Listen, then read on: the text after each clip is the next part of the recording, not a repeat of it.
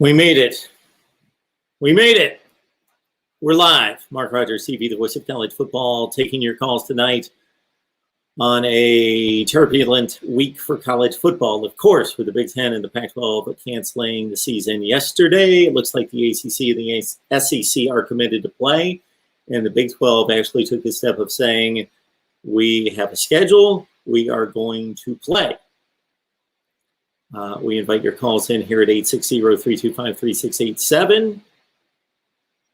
I will wait until others jump on the line before I apologize for delaying the live stream. I will go to the comments that are in the live stream from a long, long time ago. Kyle was first originally, Steve second, and Steve mentions the best college football show anywhere. Steve, love your passion for our sport. Steve, thank you so much for recognizing what we do here.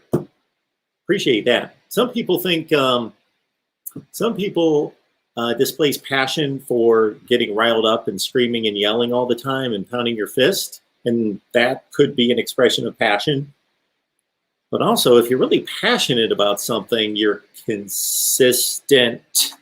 If you're really passionate about something, yes, you are consistent. So thank you so much, Steve, for the comment there. Big Gators fan. Phil, I can't wait for all the players to decommit from the Big Ten and the Pac-12 schools. Well, they have no place to go, Phil. There are only so many roster spots on any given team, and they're all filled out for this year, except for a few spots here and there. So they've got nowhere to go. So the best players will find roster spots, the very cream of the crop, if they choose to play. Some of them may say, you know what, this season is turning into a catastrophe as it is. Why go somewhere and play a 10-game schedule that may turn into a 4-game schedule and then get ready for the NFL draft? I'm Justin Fields. I'm whomever. Why would I do that when I can go straight to the NFL draft and be a high draft pick? Sean Wade would be another example, and there are many, of course, from the Pac-12 and the Big Ten. Getting even, thank you so much for joining us. And again, with 9 on the line, I'll say my apologies for not being able to make it on the live stream when it was scheduled. So my apologies there. Just difficult juggling various aspects of my life and between work and between the business here. MarkRogersTV, the voice of college football, and some personal items. Just couldn't make it happen at 10 o'clock Eastern time as I had hoped. That said, here we are at 11:30. Maybe late, but better late than ever. Somebody once said that. Pinball Wizard, I'm on a tight schedule getting ready for spring football. Yes, that would be a rather tight schedule to get us all set for spring football. But you know what? If they do, in fact, play spring football, which let's say would start the first week of February, they would all need to get ready for spring football starting around Christmas time. Around Christmas time would be at the time that everyone would start to head to spring practice around Christmas time. Maybe they'd give these poor guys a break and say you can spend Christmas with your family, report on December 26th to get ready for spring football. Do you know how close that is? That even though we're canceling a season in some conferences, if they would commit to spring football, within 4 months, they're going to be at practice. Bryce Young to Auburn. I had not heard that. Is there any relevance to that? I don't believe so. That would be big news. Bryce Young going to Auburn with Alabama having too many quarterbacks. Be thankful War Eagle for one Bo Nix. He could turn out to be a really good player. Cheryl! Yes, the Buckeyes will be back. In what shape? I don't know. In what shape will the Big Ten be in 2021 and beyond? When the recruiting impact may catch up to it. I just won a 32-team playoff. That would be good enough for the sudden death. Loses, go home. Phil, I'm glad the ACC doesn't listen to the liberals wanting to cancel the football season. Yes. No politics, please. You probably hear it between the lines as I make my commentary from time to time. But, Phil, DJ Matthews from FSU tested coronavirus positive. I did not hear that. DJ Matthews, positive test. We hope he recovers well, as pretty much all the collegiate athletes have. ACC Grit, yes, starting the party a little late tonight. Good to see you, ACC Grit. I think this is the first time I've ever caught you in the live chat. So, welcome to Mark Rogers TV, the voice of college football. I can see that you root for the ACC. Anyone in particular? Or you root for everyone in the ACC?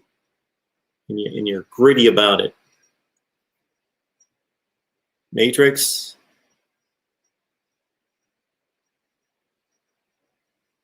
tells us that he's been predicting the doom of the 2020 football season for quite some time.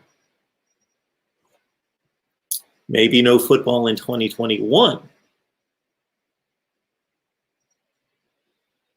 It almost does feel that way, Alfred. I've got to say, somebody up somewhere, somebody somewhere, a lot of people out there want us to be miserable. Got Nate on the line.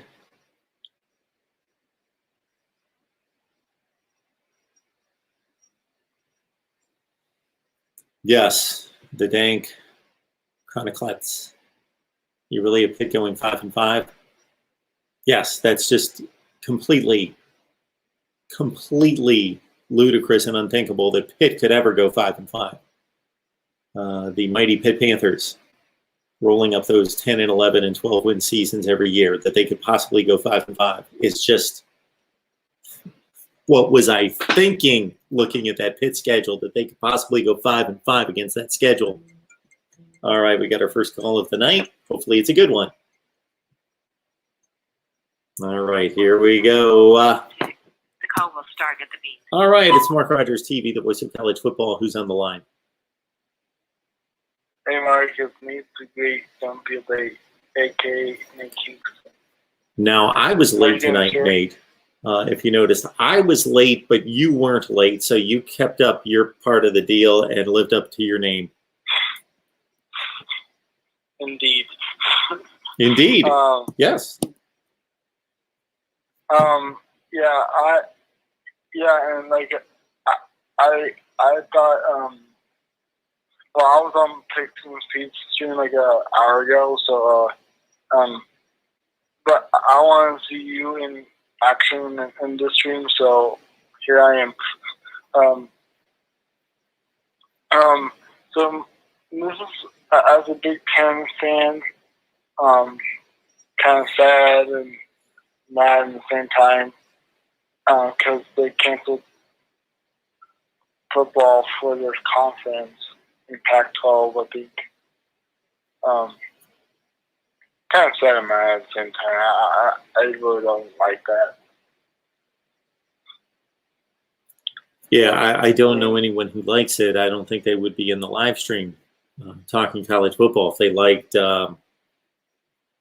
teams and conferences canceling the season. Yeah, I just don't get why. Well, I get why the Big Ten wanted to cancel season, because the protection side, they don't want to risk any lives. You know what I mean? Like, they don't want to anyone die from a stadium or something like that. They don't want anyone to get sued. They don't want to be sued, yeah. Nate. Yeah, sorry, wrong word. No. Hey, Nate, you can have your own opinion, but I'm just letting you know how I see it. Okay. I think that these schools and conferences have been very meticulous and very caring about the athlete ever since this broke in mid-March. I think they have been very good across the board about guidelines and conditions of creating a healthy environment for these athletes and keeping them off campus before they were able to establish those guidelines. But we're at a point now where it's very debatable as to whether these athletes would be safer playing football.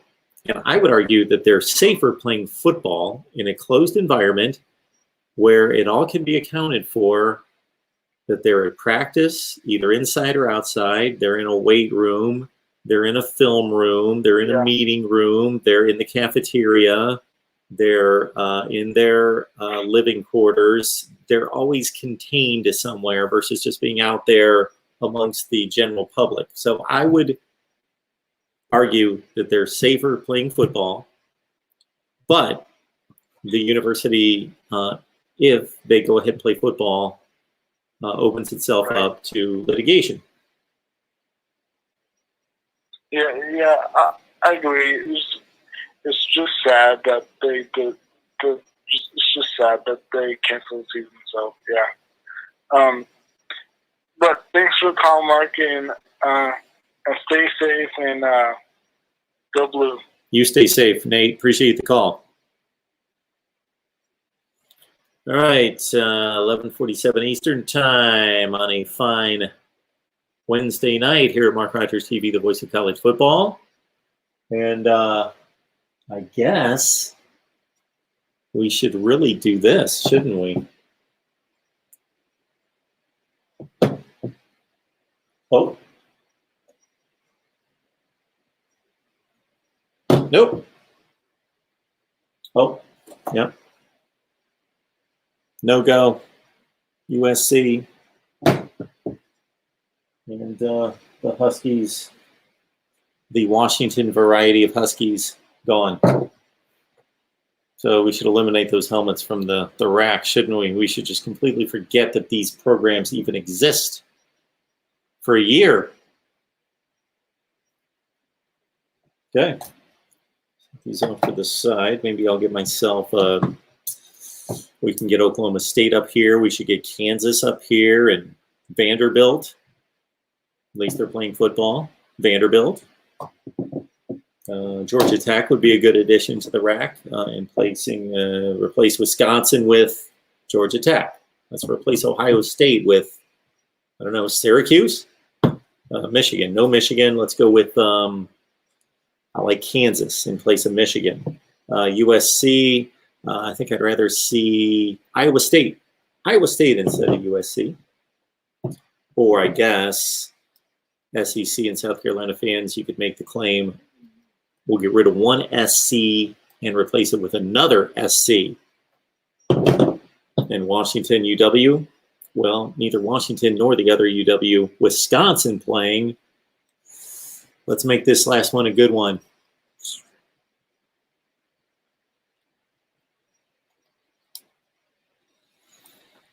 Yeah, I kind of like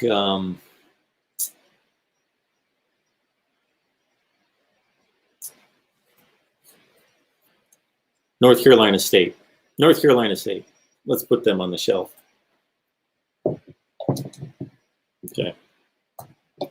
I will put these in the closet until 2021 if they still have football programs and a football conference, and we'll go from there. Man, the shelf is looking bare, but it leaves room for others here. Here we go. Yes, and we'll fix it up later.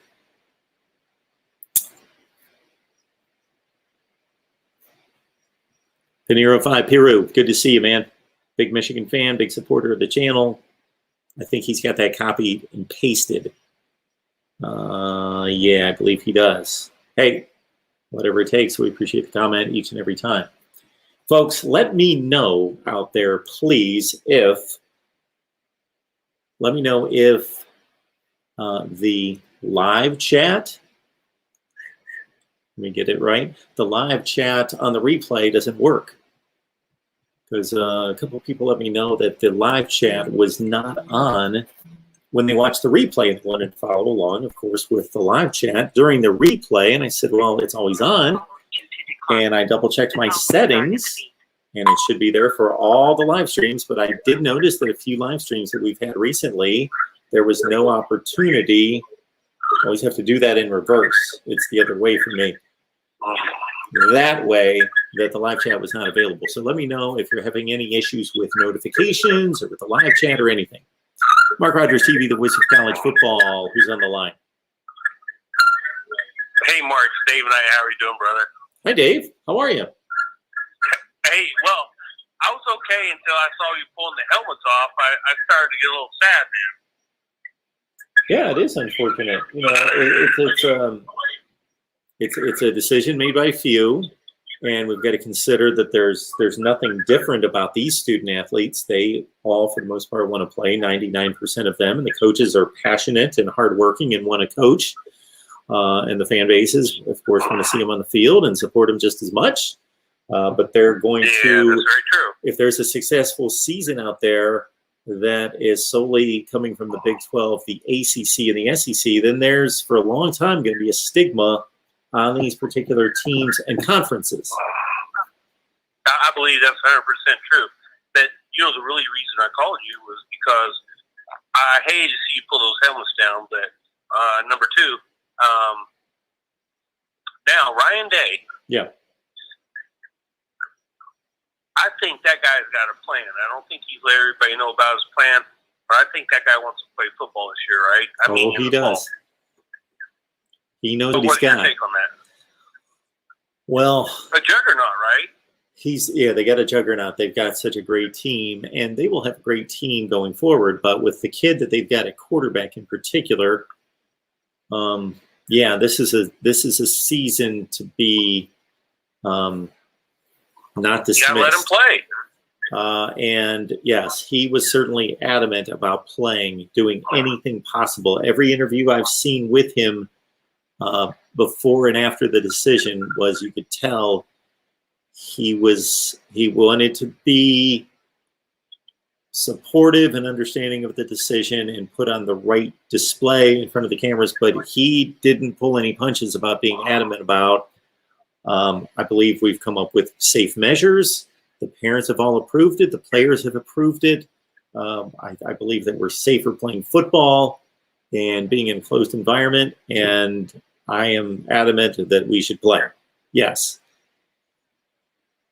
Okay, so let's say between you and me, Yeah. Justin Fields, okay? It's hard for me to say whether he's better than Trevor Lawrence or not.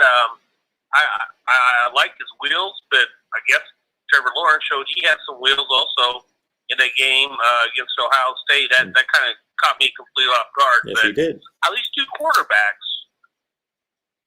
Who are you going with? If I have to win a game tomorrow or long term? Oh, well, you give me both answers, whatever you think, Mark.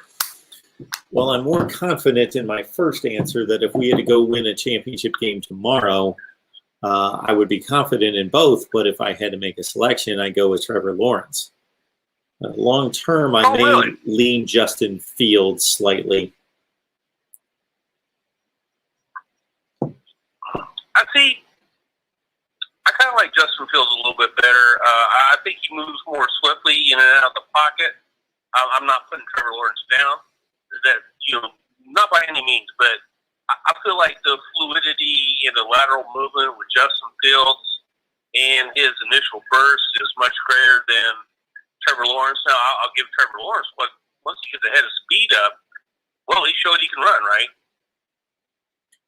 Yeah, and college football fans that don't watch Ohio State on a regular basis need to understand that the Justin Fields that they saw in the college football playoff, and really from about week 10 or 11 in the college football season to the end of the season, wasn't a fully healthy Justin Fields. He had a knee brace on. He was restricted. He was still mobile, could still threaten the defense, Sure. but he wasn't dynamic.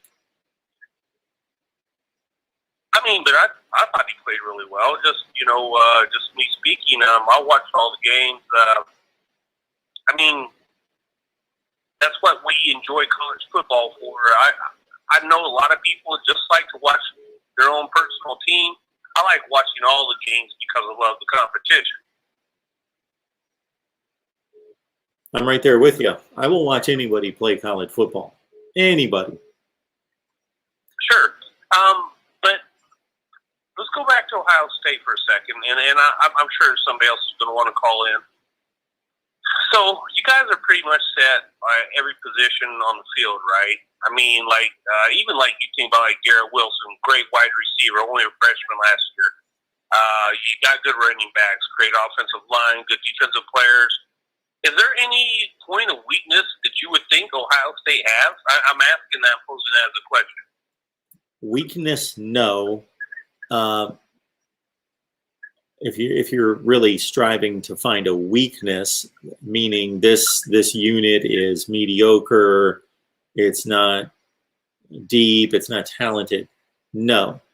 But if you're looking at a less than elite, if you're holding it to Ohio State standards toward winning a national championship, the running back situation is a bit curious because it's awfully deep with highly recruited players, and Trey Sermon comes in from Oklahoma, having done some nice work there, but there's not the elite back. At least it has yet to be proven there is the elite back at Ohio State like there has been with J.K. Dobbins over the past 3 years. So that would be one consideration there. The other one would be continue to be at linebacker, where they don't have anybody that's just a monster at linebacker, like an All-America type player. And the positions, the position has improved greatly in the last few years, and it was much better last year than it's been since 2016 after 2 bad years. But it's not an elite position. But, you know, Mark, if you think about it, they don't have to be elite to be a very talented group, right? Sure, not every position on a football team has to be elite for the team to win a championship. Yeah, I mean, I think, you know, there's a crossover where everybody, you know, at times covers for each other. And I don't know, like, I kind of felt like, you know, Ryan Day realizes what he has going this year. And I feel like, you know, from the things I've watched on YouTube, watched from you, and the other gentleman, I forget his name, his last name, Deese, that Ohio State's got the team that's ready to go, but I was hoping that they would figure out a way to create their own schedule if that's all possible. I hear you. Either it's just going to be lock and barrel, 3 conferences playing or no conferences playing, or we might have a wild, wild west kind of situation where those conferences may be open to picking up games and teams from other conferences. We know that Nebraska is doing all that it can, and that goes all the way up the chain. That's just not Scott Frost popping off. That's the AD, the president, and the chancellor publicly stating that they want to play football. I think Nebraska needs to. Well, they sure believe that they do.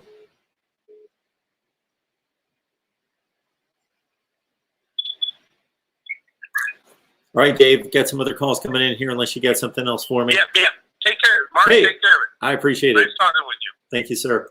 Bye-bye. A few calls dropped off the line. Please call me back at 860-325-3687. Would love to hear from some new folks tonight. And it has been nice in the last few call-in shows to get some new fresh blood in the call-in show. But, of course, we always welcome our core, as it were. And Dave has quickly become part of that core right here, MarkRogersTV, the voice of college football. Please let people know that we're out there. Our subscriber rate is close to 21,000. We would like to push it much higher than that because that sounds like a lot, and it is a lot thanks to you, not thanks to me. I'm doing the same thing I was doing 5 years ago, but thanks to you, we're pushing 21,000. But the strength of a channel that gets to 100, 200,000, then it becomes a whole lot of fun, and it becomes a force to be reckoned with. MarkRogersTV, the voice of college football. Who's on the line? Hey, Mark, it's DeAndre. How you doing, bro? Hey, man. How are you? is, I was telling Pete my idea earlier. He disagreed with me. Okay. I honestly thought that maybe college football would reduce it instead of like 10 or 11 games down to 8 games. Like, let's say the ACC, Coastal, and Atlantic kept their same format and played the ACC championship game, and then the ACC championship game or SEC championship game winner, Pac-10, Big 12, whoever, and they'll advance to college football playoffs, and then they isolate on each other's campuses. Like Clemson plays Wake Forest the first week. That whole week, Clemson players go to Wake Forest and isolate on that campus. It's like what you see what the NBA is doing. I thought that would have been a better idea than what they're doing now, and everybody could be playing at the same time. Because my thing is, if you get there, let's say Clemson go undefeated, they go on to play Alabama this year, and they say, well, Clemson said, well, we're the national champions.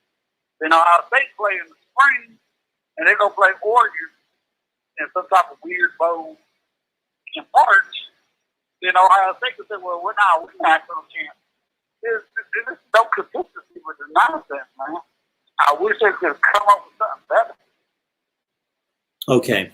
The issue is when you say, could they come up with something better? The problem is that they're not making decisions together. Everybody is making their own decision. Yeah, I understand. That's what I'm saying. Because they're, like I always preach, our country, everybody, we're not working together.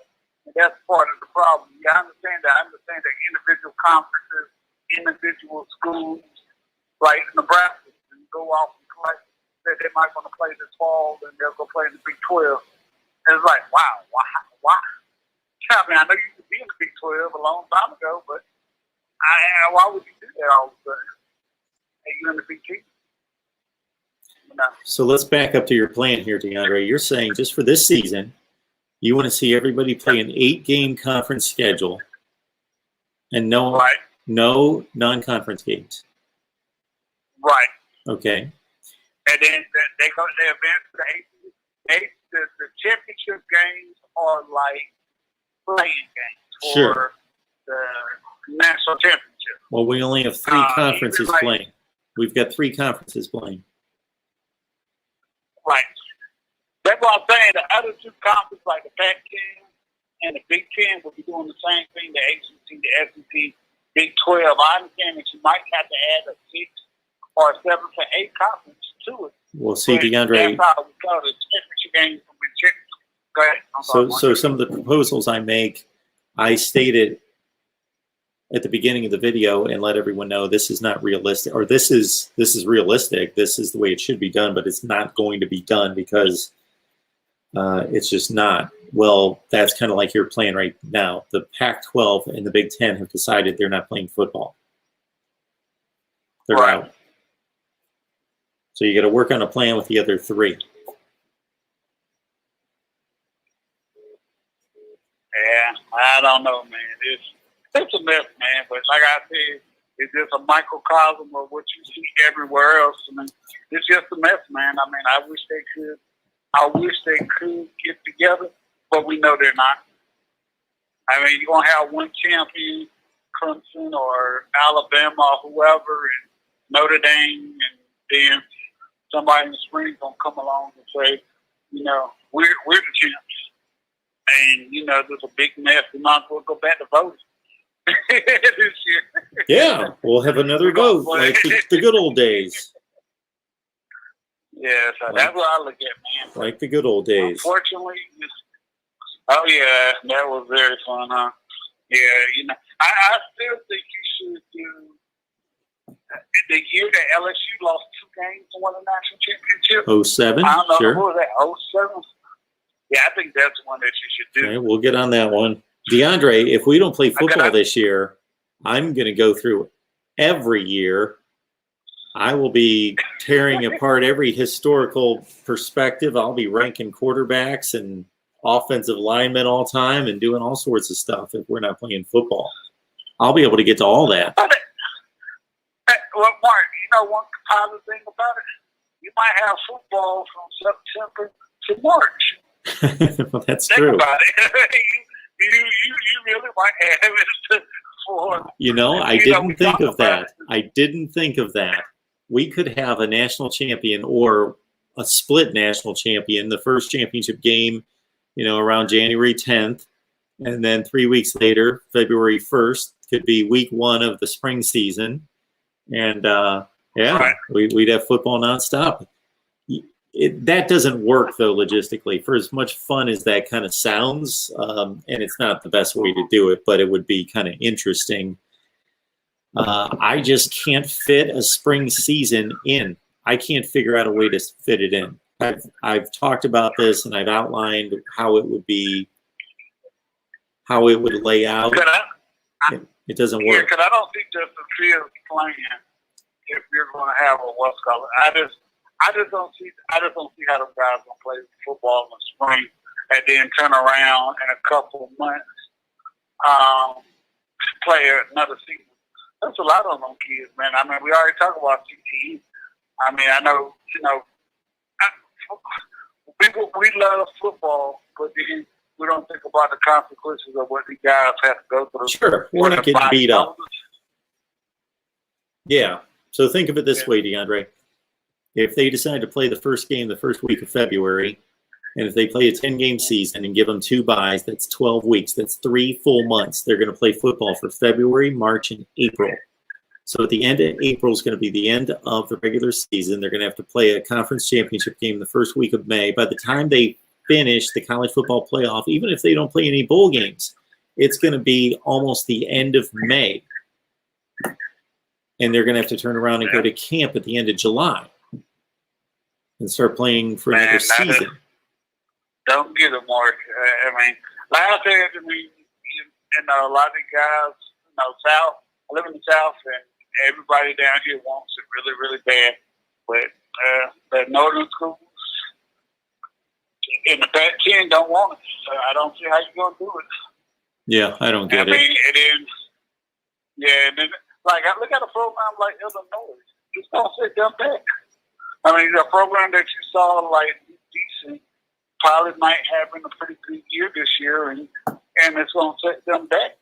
Levy Smith has been doing a good job with that program. I mean, like, look at Oregon. I mean, everybody was ready for that Oregon State game. Everybody was talking about how great Oregon's defense is going to be, the DBs they had, the defensive end, the linebackers. I mean, everybody waiting for that. I was like, man, we ain't going to get that. Take this into consideration, though, DeAndre. DeAndre, take this into consideration based on the report of the revenue for the last college football season, and I'm sure it's roughly the same every year, and it has been for a while. Each Big Ten team made over $55 million in revenue last year. Every ACC, Big 12, and Pac-12 teams made between $28 and $32 million. So if the Big Ten's making $20 to $25 million more than all those teams, if they've been taking care of their money correctly, then they, that's not just for one season. That's season after season after season after season after season. That they should have enough money to withstand this. Right. They should. I mean, like I said, man, it's ridiculous. I don't know. Then I heard some people say that. I know they probably was just joking, but I heard somebody say that Ohio State was thinking about going to play in SEC this year because they wanted to play football that bad. They wanted to get that team out there.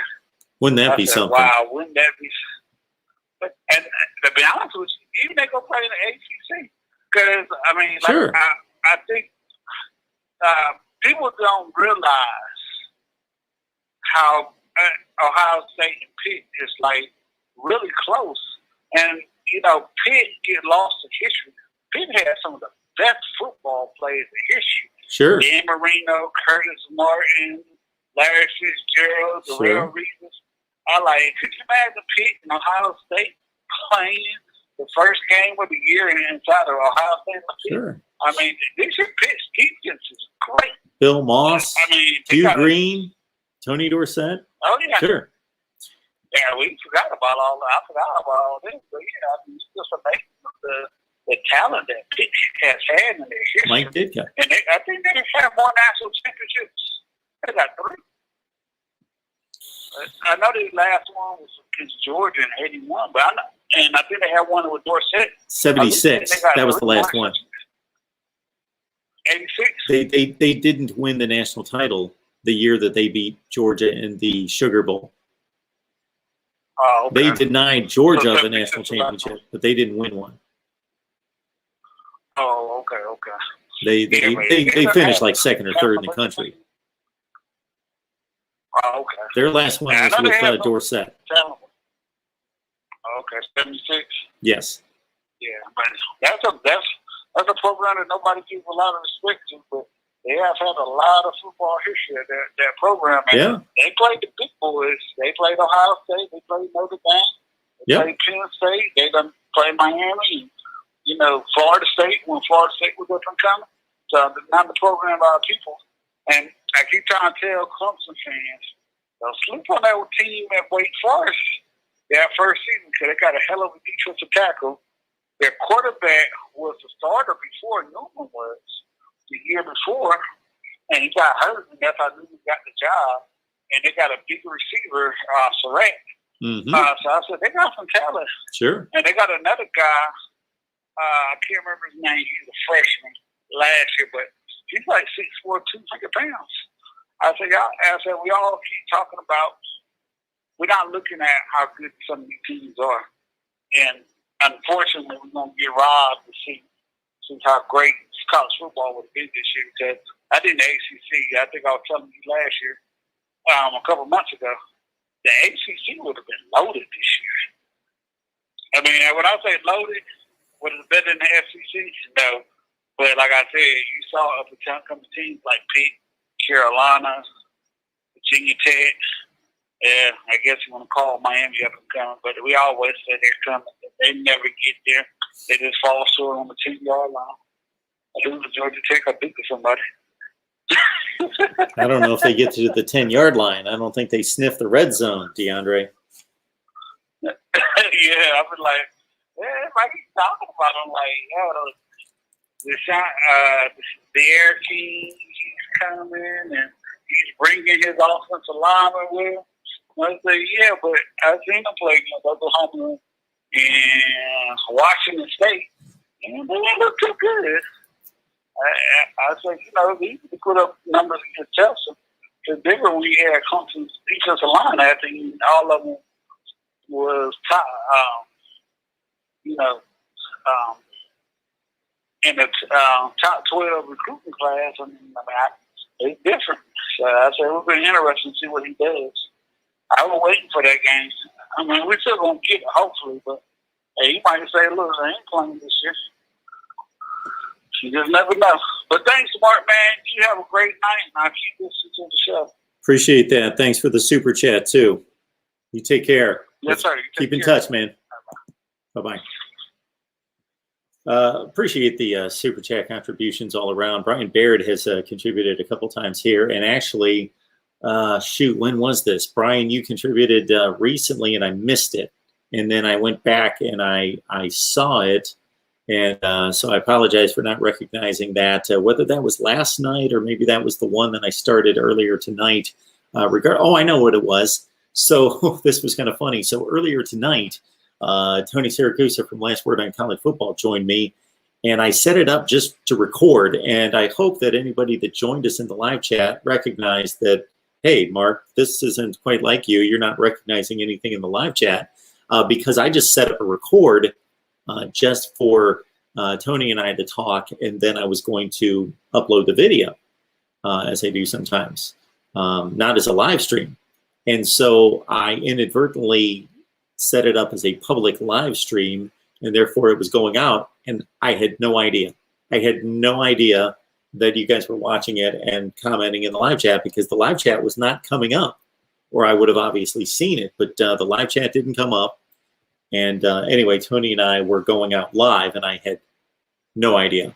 I don't know why the live chat wasn't there for me to see, because it's right here on my, I got my laptop here and my screen, and this is where I read off the live chat comments. But Brian Baird jumped in the conversation here with Tony Siragusa a couple hours ago, where we were talking about the Pac-12 in particular, but also the Big Ten shutting down for the 2020 season. And anytime you guys really want to deep dive in regards to kind of behind the scenes concerning college football, if you catch any of my conversations with the likes of Steve Dace, Tony Siragusa, those two come to mind in particular. They have a lot of knowledge about the inner workings of college football. And Tony was right there at the Pac-12 media teleconference with coaches, administrators, medical people that went on this afternoon. So Tony was there asking questions of Pac-12 Commissioner Larry Scott, again, the medical rep that they had from Oregon State, an AD rep, I believe, from Oregon, and school president as well. So that was a great conversation. And again, I apologize for not recognizing the live chat that was on, because I was not aware. So you get to see a little bit of what we do when I'm just recording and not going live. Bring people on the same way that I do when I'm going live, but we talk it up, and then I hit record and record the segment, and then go back and edit a little bit later. But Brian, you contributed during what I didn't know was a live stream at the time, so I appreciate that. Brian tells me right here, Mark, you are killing it. Big Ten needs to explain better. I haven't had a whole lot to say about my perspective on the situation tonight because of the calls, and I defer to all of you on a call-in show to get your opinions heard out there. As yes, voice of college football here, but together we are all the voice of college football as well, because we provide a voice for all of you to talk college football here. Let me take this call and also let everyone know that I have had a whole lot to say. So I've got so much content out there, whether it was my conversation with Steve Dace on Michigan Podcast that I released here as well, a call-in show right after the Big Ten and Pac-12 made their announcements. I was here taking calls. I have posted a few other videos in which I have just laid the law down on my perspective on all of this. So my opinion has been strong, and it's out there. MarkRogersTV, the voice of college football, who's on the line? Oh, somebody let me go there.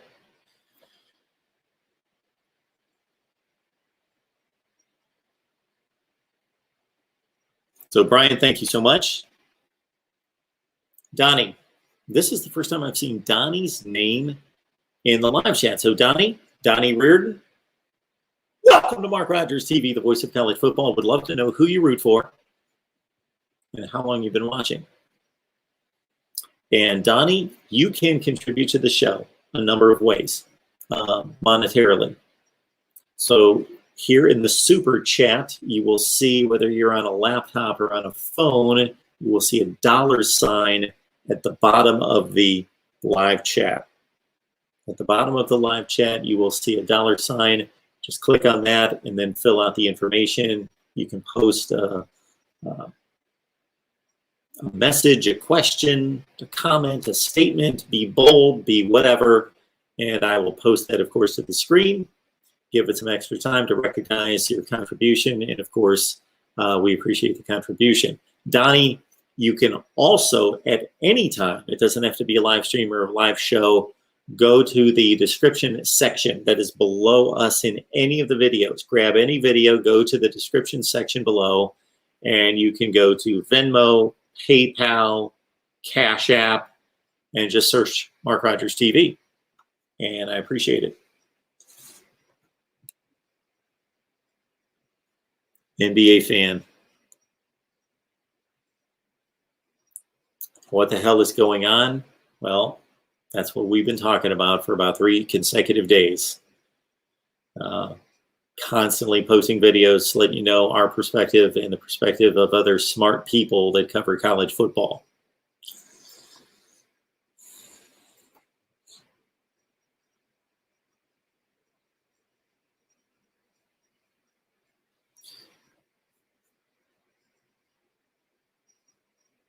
Superfan forever. I heard that Casey Thompson's backup quarterback at Texas's dad said he at school, then he's at home. If we have parents saying that, don't you think that it's safe to play?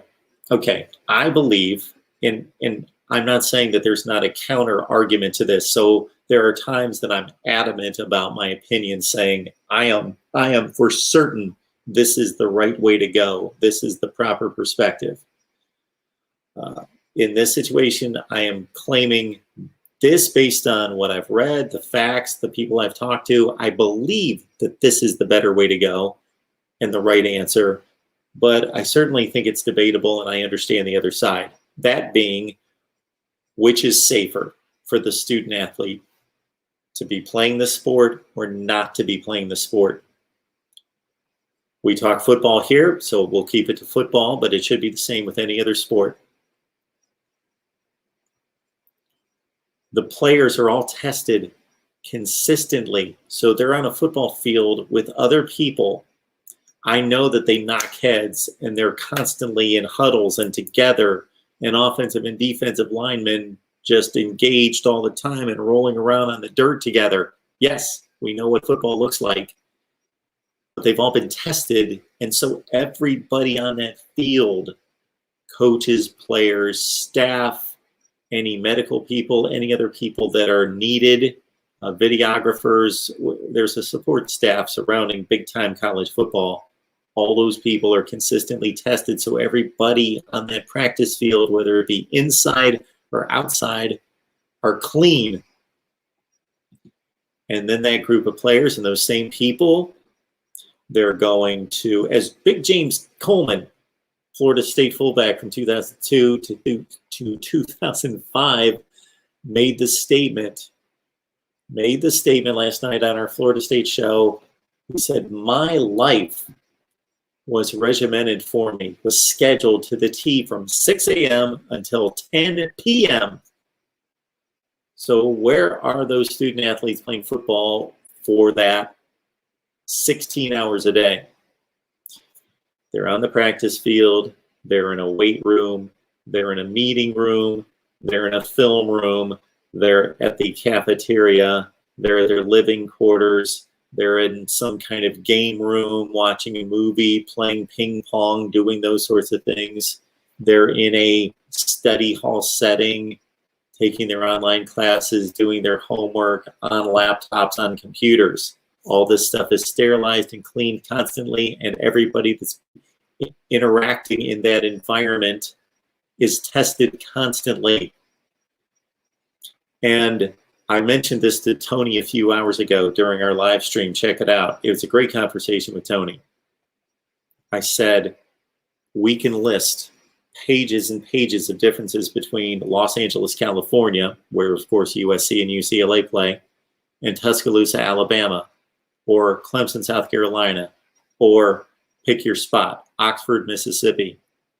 Tons of differences between those locations, except these football teams are on campuses that if you didn't know where you were, you would have no idea.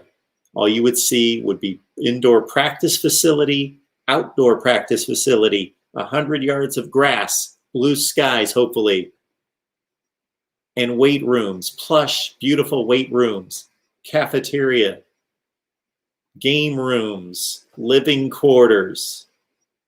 Everything they do, pick your team, your major school, anywhere in the country. There's no difference. They do the same things. They're in the same type of environment. It can all be housed and planned, and the guidelines can be laid out and have been laid out. This is how they've been operating since June 1st. It's just inconceivable to me that it has anything to do with anything except the potential for litigation, because the Big Ten and the Pac-12 are taking huge, enormous financial hits, and they're potentially taking long-term hits, ramifications for not playing. these may turn out to be the two worst conferences in college football in the Power Five for the next decade because of the decision they made coming up on this fall. If the other three play a successful season. Now, I might turn out to be wrong, and the Big Ten and the Pac-12 may turn out to be on the right side of history when the other three conferences attempt to play and have to shut down after 4 games and say, there are positive tests all over the place. We can't handle this. Even when we're moving games, those are then having to be canceled because there are more positive tests and the season's a debacle and we can't play. And so the Big Ten may look good and the Pac-12 may look good after that happens. But as it stands right now, if there is a successful season and conclusion to this season, even if it's not the kind of season we want and are used to, but it's as good a season as we can possibly imagine under the conditions and circumstances, minus fans, minus big non-conference games, minus the Pac-12 and the Big Ten being involved in the MAC. If it's successfully concluded and a champion is crowned after we see the playoff and a championship game between Alabama and Oklahoma, Clemson and Florida, whomever, then the Big Ten, in particular, less is expected of the Pac-12. That's why I defer sometimes and just focus on the Big Ten. We cover all of college football here, of course. Just check out the videos. I try to spread it out as much as possible. Anyway, focus a little bit more on the Big Ten because the Big Ten has been competitive with the SEC, and I mean that in a football sense, but also a marketing sense, a revenue sense, TV rating sense. Those two leagues own the sport. But if the Big Ten is wrong on this, that is probably going to cease to be because the Big Ten is already fighting a population shift that's working against it. As people move south and they move west, the Big Ten has already had to deal with that, and they have done an amazing job of dealing with that and countering that with money and with good marketing and with hiring tremendous coaches and really committing to football. They have been in building some tremendous facilities, even at the likes of Northwestern and Minnesota and Illinois. So the Big Ten has countered that and be able to sustain its place at the top of college football or near the top of college football. But with the talent base working against it, this may be a blow that the Big Ten will not be able to survive and maintain that status.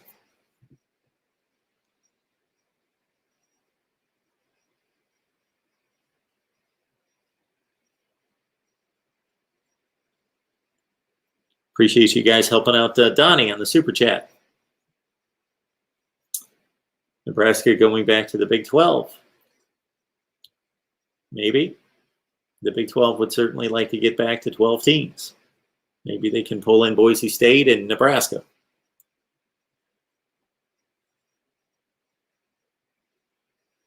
Is the door totally shut for us to have a season this year? No, it's not totally shut because the ACC, the SEC are committed to playing, and the Big 12 actually made that statement today, committed to playing football.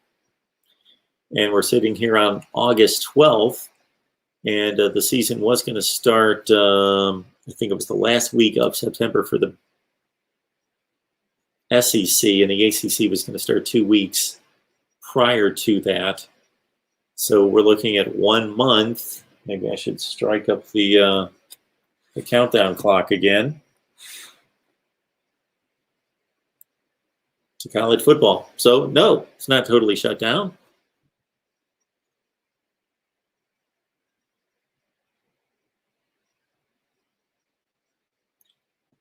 I know this isn't a concern of anyone right now and shouldn't be a concern, but think about the coaching career of a Ryan Day.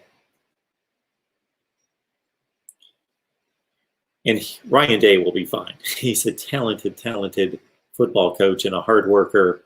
And even if it doesn't work out for him at Ohio State, he will move on and he'll be fine.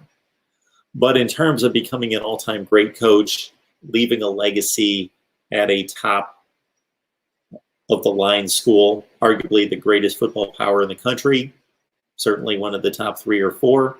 And I'm not just talking right now, I'm talking historically. He's got a loaded team. He's got a #1 recruiting class. He has all the resources you could ever want to maintain and even build on what Urban Meyer and Jim Tressel established, which is basically placing in the top 5 pretty much every year. And he's been doing that. Just one season, but 13-1 playoff loss. For anybody to see, as talented as any team in the country, owner of the Big Ten, got it clamped down, locked down, best team in the Big Ten, considered the 2nd best league in the country. #1 recruiting class coming in. Tremendous talents on a roll. Does this derail Ohio State's elite status in college football? Are they going to be able to maintain elite status in college football after this? I don't expect that Ohio State's going to turn into Mississippi State next year. That's not going to happen. But what do they do to keep themselves relevant at that level if this doesn't work out for the Big Ten? Could be tough. Because unlike a Florida school, a Texas school, and to a lesser extent, a California school, Ohio State can't simply stay home and produce national championship contenders. Ohio is a great state for football. It's been better, though. It's dropped off. It's still one of the 7 or 8 best, but that gap and that margin is considerable once you get past Florida, Texas, and California. So Ohio State they have needed and brought in top talent from Georgia and Florida, and from the DC area, and from Texas. J.K. Dobbins, J.T. Barrett. Are those student athletes going to continue to go to Columbus, Ohio?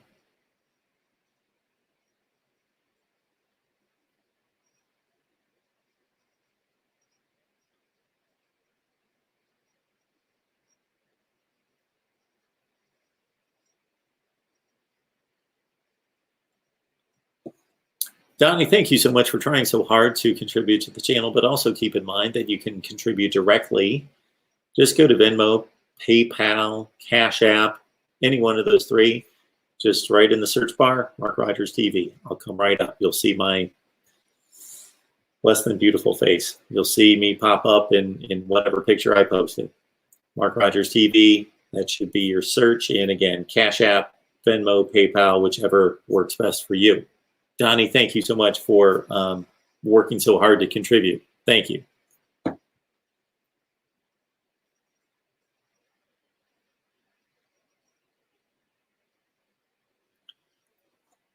Think about the number of players that would not participate in the spring.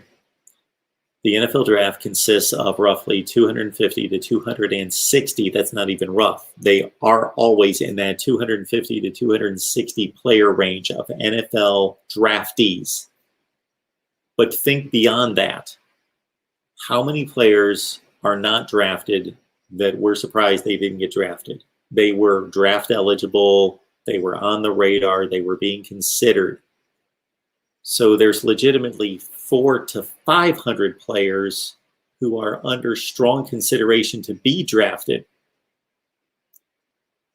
If I'm one of those 400 to 500 players, am I going to play in the spring, or am I going to prepare for the NFL draft? Well, if I'm already draft eligible and I'm strongly considered, I don't know if playing a couple games in February prior to the NFL draft is going to help me. And maybe it will, but then I'm going to say, see ya. I'll play 3 games and say, I'm sitting out now. I'm going to work out. I'm going to go to the combine and prepare myself for the NFL draft. who's going to stop anyone from doing that?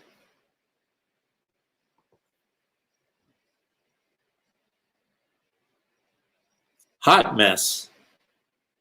Sad. NCIS Fanatic 21.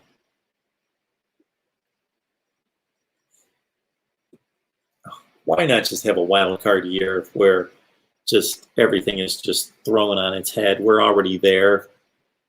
Ohio State, go play in the SEC. That would be so fun. Wouldn't that not? Ohio State fans would just love the challenge of playing in the SEC and saying we conquered the SEC. And SEC fans would love to say, you know, Ohio State came to the SEC. They only went 7-3. We told them that they weren't that great. Phenomenal. Nebraska. And like I said to one of the callers, with Nebraska, it's out there. It's not just Scott Frost, their head coach, who of course wants to play football. It's just not him running around saying, I'm going to fight to play football. We'll play football. We'll play anybody we can get on a schedule. It's not just him. It's the chancellor. It's the president. It's the AD saying, we are committed to playing football this fall. So I don't know what kind of phone calls are being made right now. We don't know for sure that the SEC and the ACC are playing unless anybody's heard anything in the last few hours. But they're certainly going day by day saying, as of right now, we're playing. And the Big 12 actually came out and said, we are playing. We are committed to playing, I believe was the phrase by the commissioner, Mr. Bowlesby. But if we're going to have a crazy season, why not go full throttle and just have, you know, if we're going to have Notre Dame compete at the ACC, why not throw Ohio State in the SEC? And Nebraska wants to play, they can play in either one. We should be able to fill out enough teams that want to play. I believe Michigan wants to play. Based on what I heard out of Jim Harbaugh, it sounds like Michigan was one of the votes that voted to play. So Michigan goes to the ACC? I don't know. Wouldn't that be funny if Ohio State and SEC fans are going to be all over me? I'm not predicting this. I'm not saying this would happen. I'm just saying it would be funny if Ohio State and Michigan joined the SEC and they ended up playing in the SEC championship game. Michigan and Ohio State in the SEC championship. Be fun.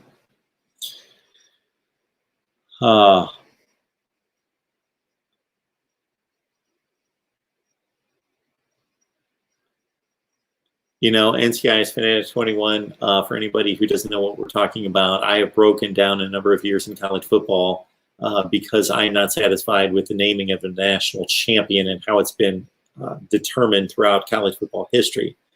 Take 2004. Auburn won the SEC, arguably the best conference, won every game, won the Sugar Bowl, did not win a national championship. Why?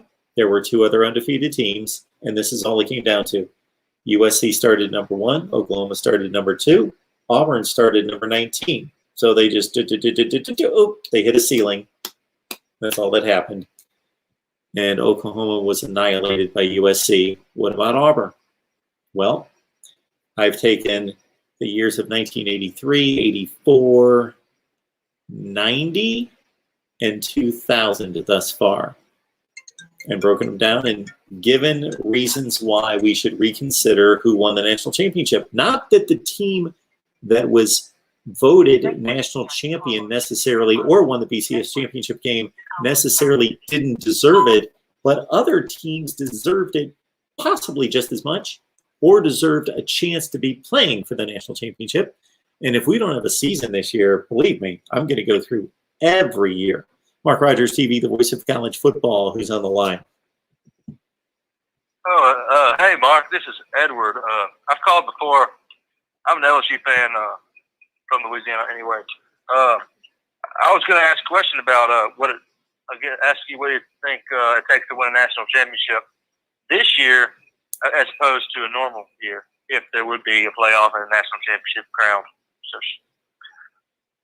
So what's it going to take? Yeah. Well, it's a smaller sample. It's a smaller league. It's a smaller population to try to win a national championship. So if you eliminate the group of 5 and just focus on the Power 5, we've got, what is the number? Is it like 64 teams? What's 14 times? 14 times 3 is 42, 52. There are 64 Power 5 teams. And then throw in Notre Dame and BYU, and let's say 66. 66 teams basically competing for a national championship in the Power 5. We've already eliminated 26 of them. And so you've got 38 teams competing for a national championship. Well, that's narrowed the field quite a bit. So it's seemingly easier to win a national championship. Does that answer your question? Somewhat, but I was kind of what does it take for a team? Like how it's made, what it's made of. Oh, like, I got you. Coaching staff. And, I got you. Yeah. Well, first and foremost, it takes recruiting. Recruiting is first and foremost what it takes. Great recruiting. And so you as an LSU fan know all about that.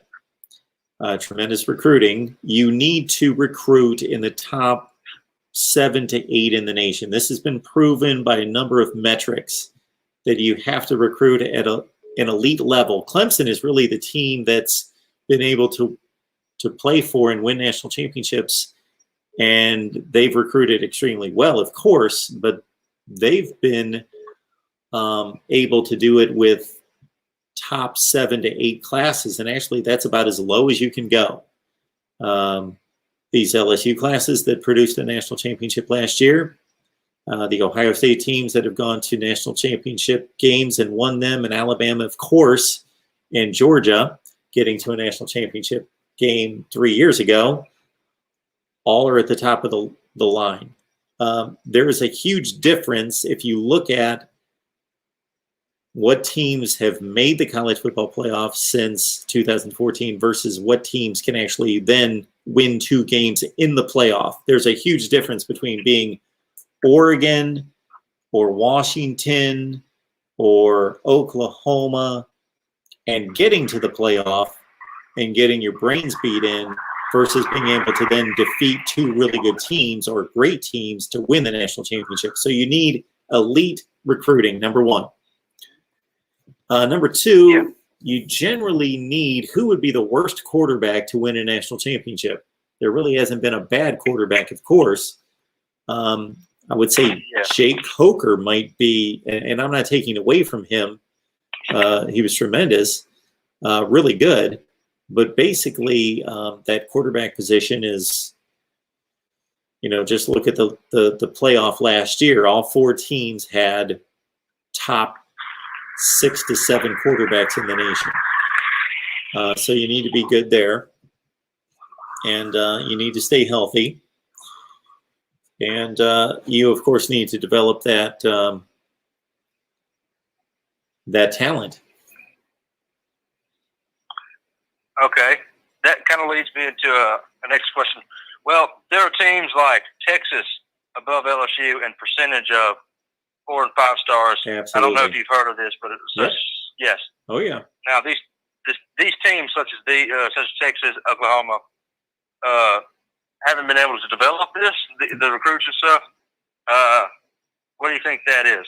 So it's a great point. It's a great point that you make. So while you need elite recruiting to play for and win a national championship, it doesn't guarantee it. So USC, but Texas, and I made this exact statement maybe 2 weeks ago during one of these shows, they are the poster child for underachieving since going to the national title game in 2009.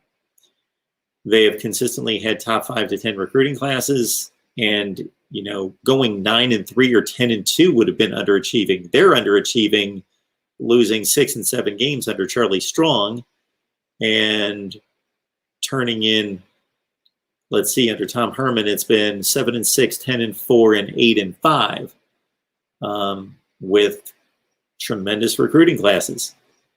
You also need to consider that it's not just the number next to the recruiting class.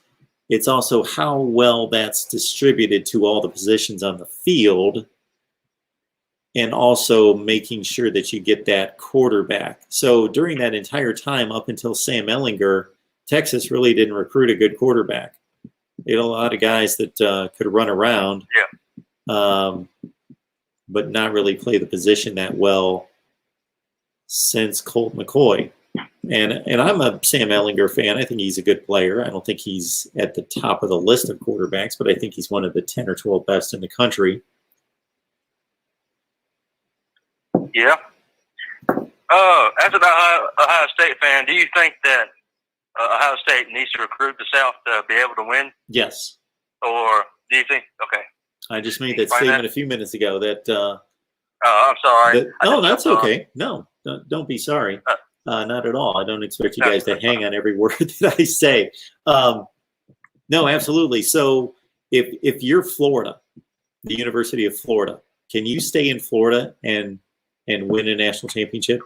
Well, I think so. I believe you can. Exactly. That was going to be my point. Now, does Florida want all 25 signees for a particular year to be from Florida? No, but close to it, depending on how many they're stealing from Florida State and Miami and everybody else that goes down there. But there are enough football players down there to support all those programs. Same thing in Texas. Same thing to a little bit lesser extent, but pretty much the same in California, if they would stay there for USC and UCLA. Those three states produce 40% of the top 300 players in the nation. But Ohio's not. Ohio's a good football playing state. It used to be a great football playing state, but people are moving. So they're still in the top 7 or 8. I ran down some numbers just the other day. Ohio's still like 6th or 7th in NFL players currently on NFL rosters from Ohio high schools. So it's still really good, but it's not at that level. They can't just stay in Ohio. No. Looks like right here it says 34 active NFL players. 34? Pretty good for popular. That's it? Sorry, 84. My bad. Okay. Yeah, that sounds more like it because the list I saw was 92. But so that sounds about right. Okay. Yep. But Florida was over 200 and Texas was right around 200. Yeah, so you've got a list right in front of you? Yes, sir. Yeah, how does that read? Georgia at over 100, Alabama 55, Louisiana 60, Mississippi 25, and as you as you go north, it drops off until you get to the Ohio and Pennsylvania. You know, those are really the only two states. I think Illinois is not bad. You know, an interesting fact, huh? Louisiana produces the most NFL players per capita other than the District of Columbia. Yep. You've looked at the same numbers I have. Yep. Louisiana is amazing when it comes to producing NFL players. Yes. Yeah. I've actually met a good few players. So, yeah. I thought it was really interesting. At one point, I was down. I covered the SEC for 7 years. And at the time that I was down there in the late 90s, Walter Payton was still the all-time rushing leader. Jerry Rice was, of course, became the all-time receiving leader. And Brett Favre, at one point, set the all-time passing record before Peyton Manning and then Drew Brees passed him. But those three players all played college football in Mississippi. The passing leader, the rushing leader, and the all-time receiving leader in the NFL at a certain time. Yeah. What percentage of Ohio State's recruiting class do you think should be Ohio State or surrounding area kids? That's a great question. So that would have been much higher if we were talking, 25 years ago. But right now, the top 15 players in Ohio are extremely good. In Florida, that number is Yeah. more in the 40s or 50s, or maybe even higher than that. So they want to grab 8 of the top 10 and 12 of the top 15, and then of course you can fill out a roster with really good development players that are 3 stars. Everybody focuses on the 4 and 5 stars, but you can even look at Alabama or LSU's roster, and there are plenty of 3 stars that some of them turn out to be outstanding players, but most of them turn out to be your Role players. yeah, they're role players. They play special teams. They get some minutes in games, and you fill out your roster, hopefully with those guys from in-state programs to just help. And Urban Meyer wrestled with this because he wanted to go get the best players in the country, but he also understood that you need to keep that connection with the state and with the high schools in the state as well. So in this last draft, I have a list of the first, of the drafted players from each state. Yep. And it makes sense that a lot of these numbers correlate. But what would you guess Ohio produced in this last draft? What number? These are high school players, right? Where they played in the high school. No, sir. I suppose. Actually, I should have looked it up.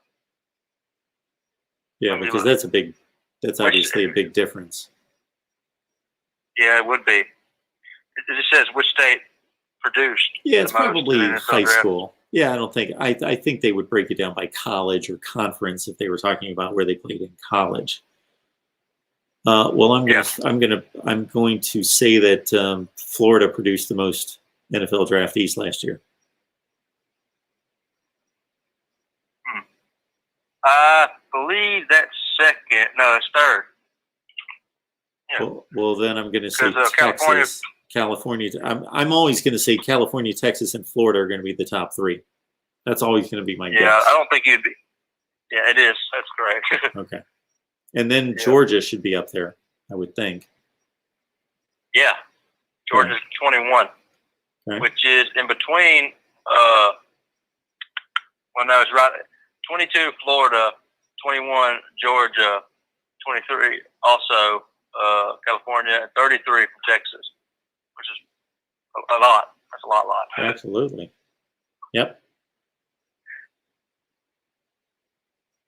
All right, sir. Anything else? Nope, I think that's about it. All Okay. right. I appreciate the call.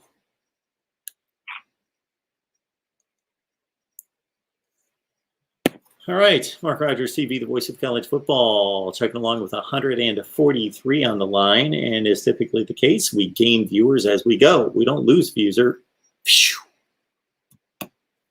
We don't lose viewers as we go along. I kind of lose my ability to talk after I've been up for 20 some hours or whatever it is, but we don't lose viewers as we keep going, so I appreciate that. So thank you so much for staying on the line. Let's chug on through. 860-325-3687, Mike Williams. There's part of me that's a little bit embarrassed even acknowledging these because I'm so appreciative of your contribution to the channel. So thank you so much for keeping us going.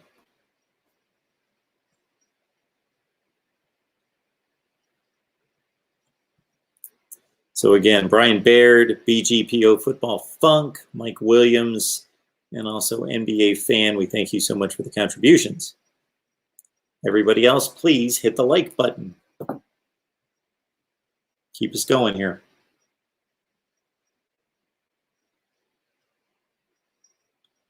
All right, 2880-28. I think this is an interesting take that you've got here. I think the conference will be damaged for generations. It's way overblown. They'll take a hit, but folks act like they'll be the MAC when this is over. Okay, I'm not going to that extreme, and I really don't know. It's not a similar situation, but what comes to mind is Penn State. After the Sandusky crime and debacle, I thought, how is Penn State going to recover from this? because if you can take yourself back in time at that point, Penn State was not on top of the world to begin with. It wasn't like they were Ohio State, Clemson, or Alabama at the time. They were playing top 15 to 25 football. So they were not rolling at an elite level to begin with. They were losing their 2 and 3 and 4 games a year and playing in decent bowl games, but not winning Big Ten championships, although they did in 2008 and went to the Rose Bowl, but they got rolled in that game by USC. So Penn State was no juggernaut. They were a top 15 to 20 team. And I thought, okay, they're right now somewhat recruiting nationally, but basically regionally, getting the top players in Pennsylvania, going into DC, going into Maryland, New York, New Jersey, Virginia, and that's their recruiting base, and they're doing a nice job, and they're fielding, again, 8 and 4, 9 and 3 teams every year. But I thought, now with this stigma, and do we all remember how awful that situation was? Forget just even the crime in and of itself was obviously disgusting beyond belief. So not even dealing with that, but just the stench and the stigma on Penn State football and what people thought of Penn State. So my thought was, if you're a 3-star that's getting offers from, or a 2-star or a 3-star, yes, and your offers are from Boston College and UConn and Virginia when they were down, the lower end of the ACC in Maryland, and this is before they joined the Big Ten, and you're getting those kind of offers, and you get an offer from Penn State, sure, you may opt to go to Penn State. But what 4-star is going to go to Penn State when they can go to Michigan or Michigan State or Notre Dame or Tennessee or somewhere like that, or Virginia Tech? I just thought, who would, but Bill O'Brien did an amazing job. And of course, the Big Ten, I think, recognized this program is going to be on the skids. And this is one of our flagship programs. We need to lighten up. And the Big Ten did lighten up on the scholarship productions and the bowl bans, and so did the NCAA. And I'm sure the Big Ten had a huge impact on that to lighten the impact that Penn State took, and they were able to recover. So 28-80, to your point, look at the Penn State situation. MarkRogersTV, the voice of college football, who's on the line? Hello, Mark. It's George. And my son is pretending he's sleeping on the couch, but he's awake. Maybe your son should call in sometime. Tell us some stories about you. No, he doesn't have to. He's right here. You can talk if you wanted to.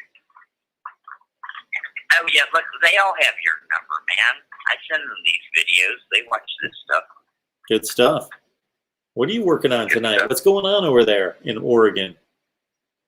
Oh, my God. Every time my kid calls me and tells me he might need my help for a minute, it's just the greatest thing ever. He paints whole houses. My son used to paint Boeing jets, and he would ride these forklifts like 90 feet up in the air. I mean, maybe 100 feet, right, painting a jet, a 737 or whatever. It was the nastiest job in history of the world. So then he went to the shipyard, and he has the gold medal right now at the Portland shipyard for painting Navy ships, because they measure the paint in micrometers. It has to be they actually have a machine like an X-ray. They can measure the micrometers of paint. And he has the record for doing it the best, the fastest. And you know what he does now? He paints houses. He's like, this is a lot better. Because it's just a brutal existence when you're wearing an air suit with forced air, painting toxin shit that will kill you if you breathe one drop of it. Who needs that shit? So now I get to help him paint houses. This is great. I don't do shit all day except help him pack up at the end of the day. You don't do anything all day. You just hang out, and then you help him pack up. So you're not painting houses. You know, if you're a craftsman, you need somebody around to say, hey, go get my lunchbox. That's true. You know what I mean? You're right. You can't. Yeah. Well, I'm sure that saves him a lot of time. Yeah. I'm like, hey, do you want a mask? You know, sometimes, like, he's not wearing a mask. I'm like, you should be wearing a mask. I'm like, you want a mask? He's like, no, I'm okay. And I'm like, you really should wear a mask. And not that I like masks. When you're painting Ethernet shit, like, yeah. Yeah, see, you're talking about a mask for painting. You're not talking about a mask for the other stuff. Right. Yes. I'm not talking about a mask for saving you from the devil. Oh my God, Mark, I'm so happy. I'm so happy. You're happy? Do you know there's not a tree on Earth that's over 300 years old, except for maybe a couple of those sequoias out in California? It's the truth. Do you know that? So it begs the question, what happened 300 years ago? Like, what killed every tree on Earth? Not even in the middle of Siberia is there a tree over 300. And we're there again now, Mark. We're there again. Now, I don't know if it's going to go down exactly like it did last time, but this is way bigger than people worried about themselves dying. Feel sorry for the freaking trees and the mountains, you know? It's called an EMCO. It's an electromagnetic pulse. I don't know. It's over our head. But literally, like, you'll come back to Portland after this happens, and it'll look like there's a mountain there because all the buildings melted together and everything's just it's gone. But underground, everything's underground is still there. Yeah, we just saw it in Beirut. You just saw it happen in Beirut. It's in like 1 second, your reality just changed, you know? And they did it in Paradise, California. None of the trees burned. The trash cans didn't melt. But the houses are disintegrated. It's very specific. They don't like things that have metal in them.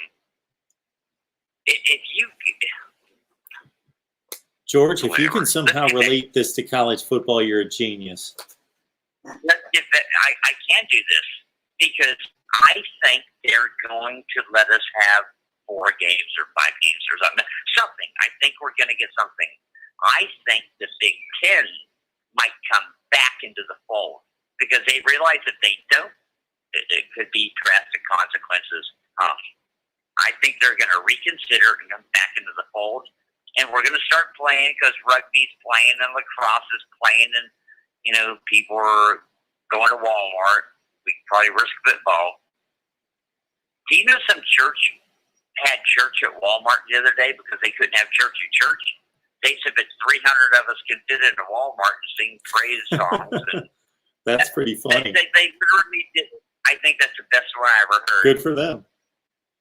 It's on video. They figured out a way around it. The whole story.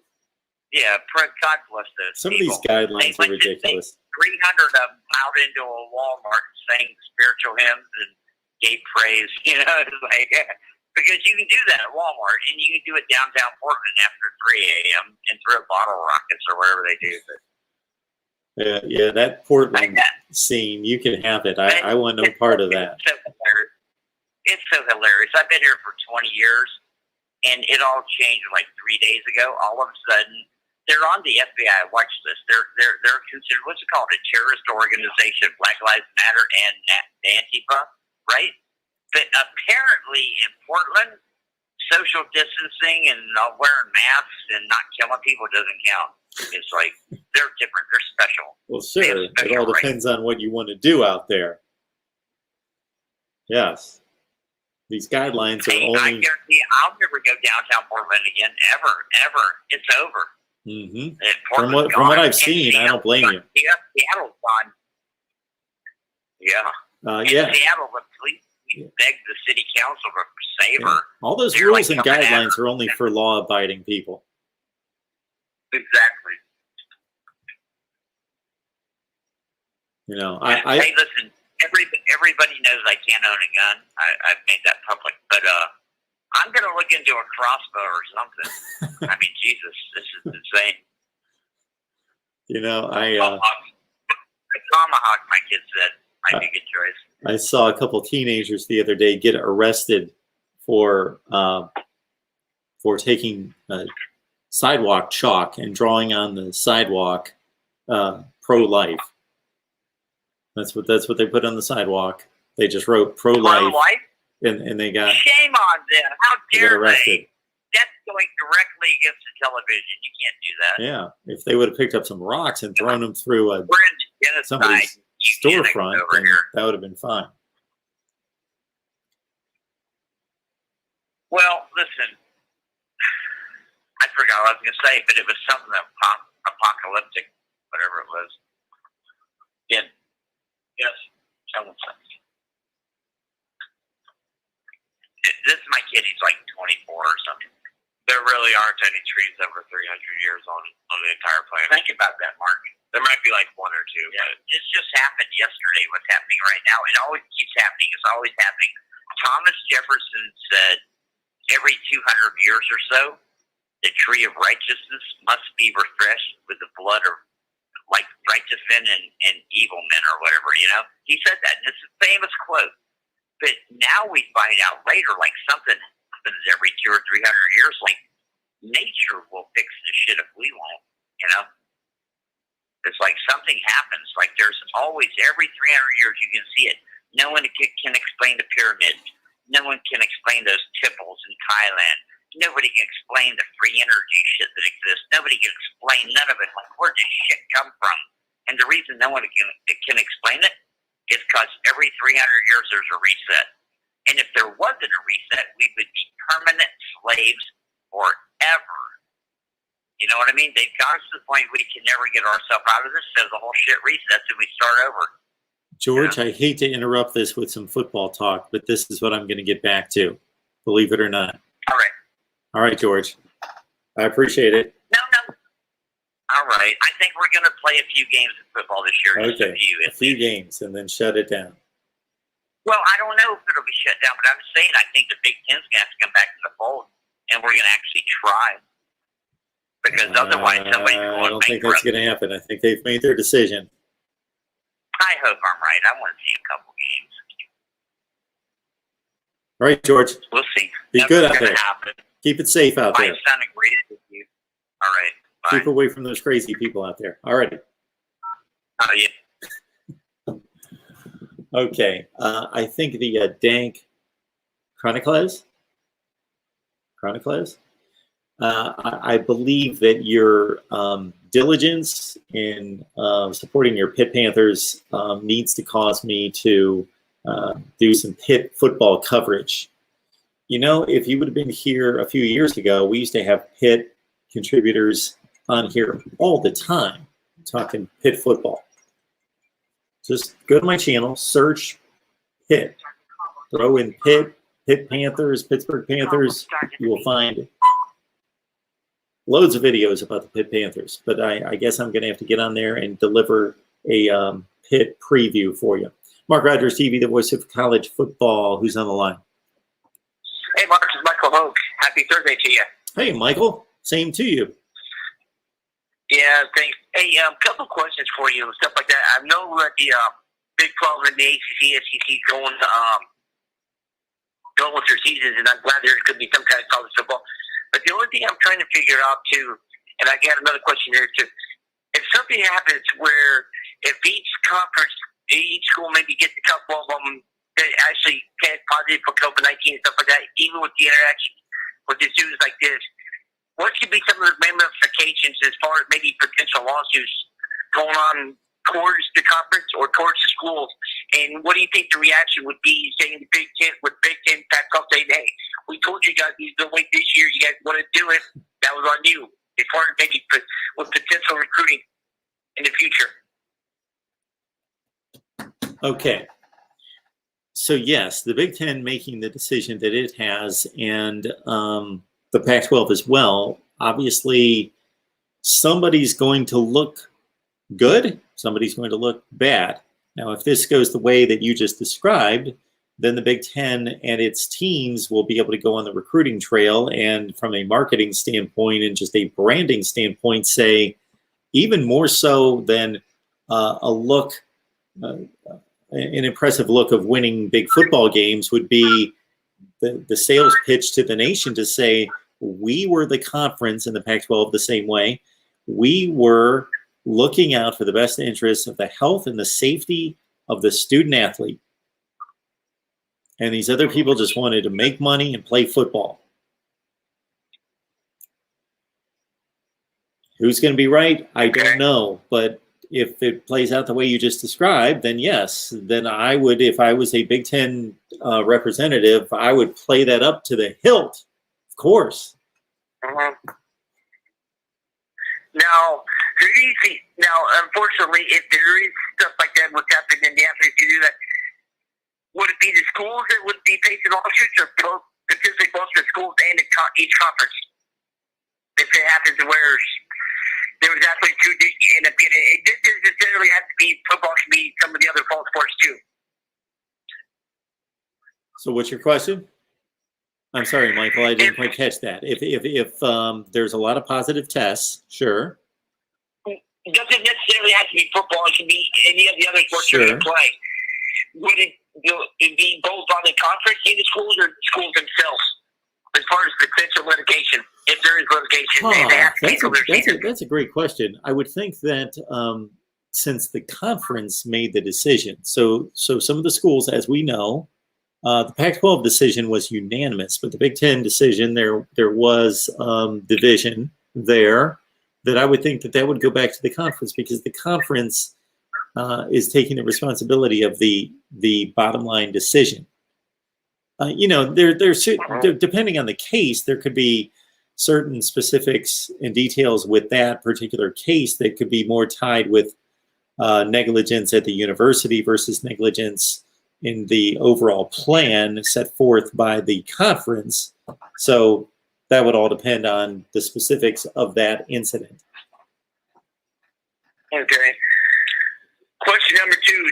Do you think, how many games do you see them potentially getting before maybe they realize, okay, this was a mistake, and then shut it down? Oh, I have no idea. I don't know how this is going to go. I don't know. I still believe that regardless of the number of positive tests, that the student athletes are safer playing and participating in an athletic environment in which there are rules and regulations and a first-rate medical staff, and the facilities are cleaned and cleaned properly on a regular basis, and everywhere they're going is under the guidelines of. Now, this should be going on across campus anyway, but specifically, we're talking football here.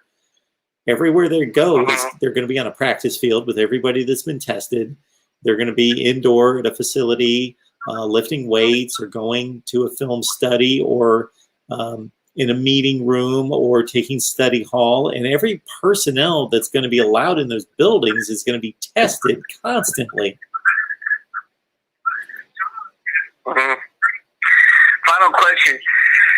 With like what I told you earlier this week with Rondell Moore, stuff like that, do you see potentially more Big Ten players foregoing the spring season or the Pac-12, and do you see some maybe transfer before the season starts the next couple weeks? I don't think we're going to see a spring season. I don't think it makes any sense.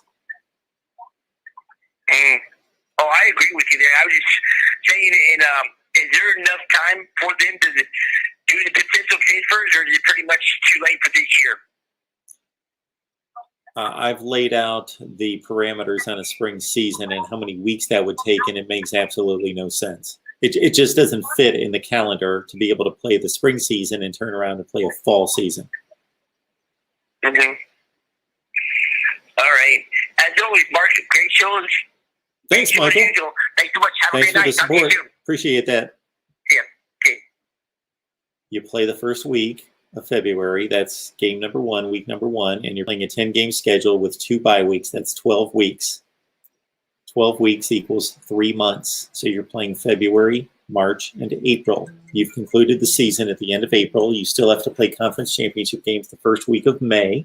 You still have to play the college football playoff. Even if you completely abolish all the bowl games, you play a college football playoff, and you're done around May 20th. You got to turn around and go back to camp at the end of July. And on top of that, before the season starts, the first week of February, you have to play with 5 weeks of training camp leading into the season, and that takes you back to Christmas. Mark Rogers TV, the voice of college football, who's on the line? Hey, Mark, it is Mr. Rubicon. How you doing? Mr. Rubicon, I'm doing well. How you doing? Hey, man, not too bad, not too bad. I saw you were burning the midnight oil, so. I sure am. It's the 2 Hey, a.m. man, oil, let me, 1 o'clock, I guess. Yeah? Let me get your opinion on just a couple things, and I'll apologize to everybody that is listening right now if it's already been answered. First of all, do you think the conferences, I'm just wondering what your opinion is. Do you think that the conferences should reserve the right to make the decision whether or not they're going to play by themselves, you know? Or should it be an all or nothing kind of thing? So do you mean should the particular schools be allowed to make their own decision? I know that's no. Because I think, you know, like Nebraska, they've signed a contract. They're bound to go with what the Big Ten says. I'm saying, like, in your opinion, not because I know that we're going to have like the ACC and the Big 12 and they're going to try, but the Pac-12 and the Big 10, they're out, right? Yep. Do you think like that should even be in their hands to kind of make those decisions? Or do you think it should be like, you know, the NCAA should be the final say on that? I think the NCAA... Just your philosophical opinion. Yeah, I think the NCAA has basically screwed up anything they've laid their hands on for the most part and haven't done anything that's really advanced collegiate athletics overall. I think it's an antiquated organization and it's not needed. I think that that this situation is unprecedented, and just like we see on a national and a regional and a state level regarding just everyday life, it's been handled well in spots and handled poorly in other spots, because again, it's easy to sit here 6 months later and say, well, I would have done this, this, and that, but it's more difficult when you actually have the decision on your plate and you're having to make the difficult calls when you don't know what's going to happen in the future. So that being said, I think this brings to light that if we're going to treat college football and we want it to be treated like major sports at the next level, then there has to be something that connects all these conferences so that they can make decisions together. Why the Big Ten and the Pac-12 would take the same medical research, same statistics, same metrics involving everything and come up with a different decision than the other three conferences, I don't know. Okay. So, it's really complicated, and I don't think any one opinion, one way or the other, is right or wrong. I just wonder where you were on that topic. But my question is this: this is the my more serious question. Okay, let's say USC is at an 85-man scholarship right now, right? And they're saying, well, they're going to give all their seniors an extra year, right? So if they're not going to filter out, and they plan on bringing in 25 more players next year, and the NCAA is going to give USC, Ohio State, Michigan, UCLA, Oregon, etc., an extra year for those players, then if USC goes and plays Texas, or Ohio State goes into a bowl game against Clemson or Florida State or whatever, or my Miami Hurricanes play Oregon, okay? Like, are we going to have the extra seniors? Are seniors going to get an extra year on our squad too, even though we played? Or do we got to bring our 85-man roster to go play their, 115-man, 120-man rosters? However, whatever they decide it's going to be. That's a great question. It would depend on how many seniors you have, right?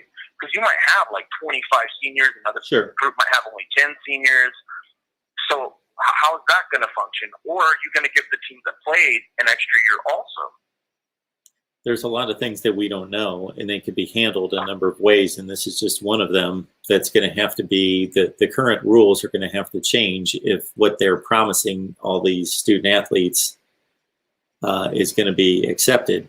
And of course it is. They're going to allow the athletes who had their last year of eligibility taken away from them, they're going to have that be extended. And then, like you say, they're incoming freshmen. So those rosters have to be extended. Unless Yeah, they I mean, say, let's do the math here for a quick second, and it's going to be very rough math, but let's say Yeah. every team in the Pac-12 and the Big Ten has to have their roster expanded roughly by 25 slots. I'm just throwing out a number.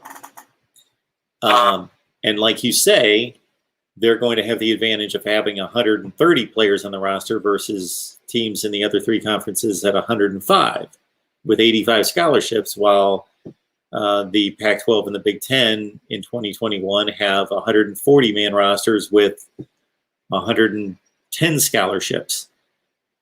Maybe at the conclusion of the 2020 season, and as soon as the Pac-12 and the Big Ten come to their senses and realize they can't play spring football, that they say, okay, this is what we're going to do, is we're going to take the average of all that, and we're going to give everybody, let's say, 120-man rosters, and we're going to open up the floodgates for players to transfer to these schools in the Big 12, the ACC, and the SEC to make it fair.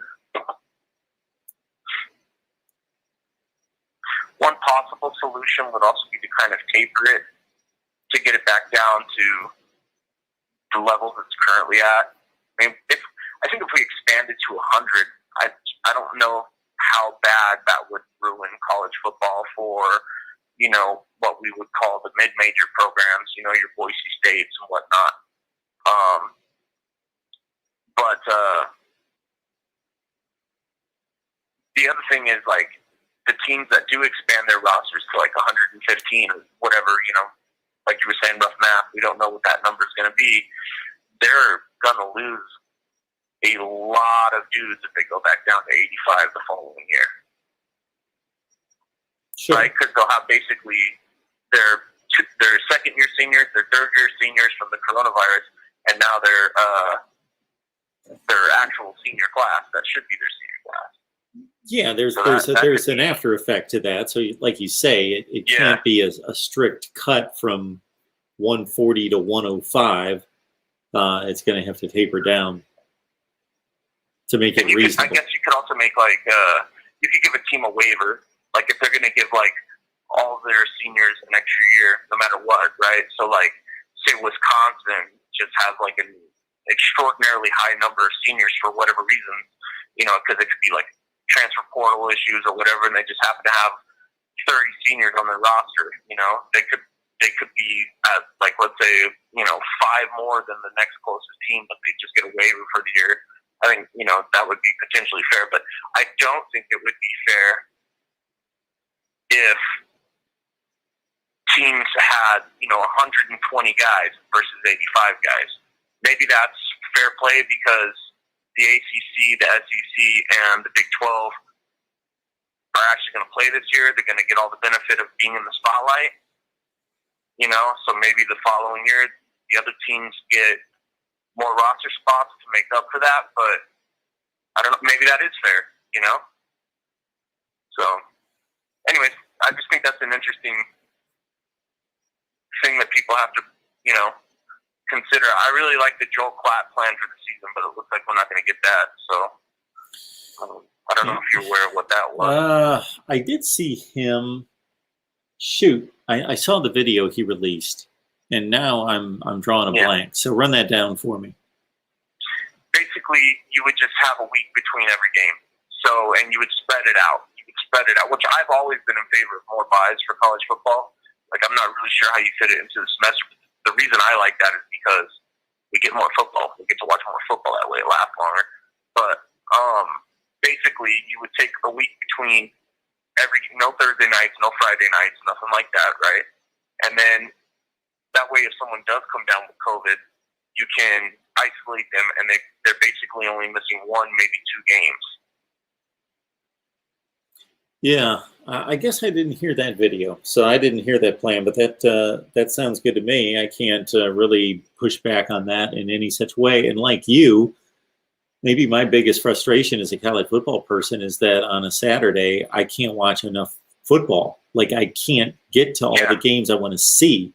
Right. I wish we played college football every day of the week and just spread out the schedule. Exactly. And maybe you'd play Tuesday this week, and next week you'd play Monday or Wednesday, and you just kind of rotate through the week, and we'd have games because I can only watch like 5 games on a Saturday, and I'm watching from noon until 2 o'clock in the morning, the Pac-12 games. But at 3:30 in the afternoon, I'm going crazy because I can't figure out who to watch, and I've got 3 screens going. It's just college football. If we're honest with ourselves, like we all love our team. Like I think you're an Ohio State fan, if I'm not mistaken.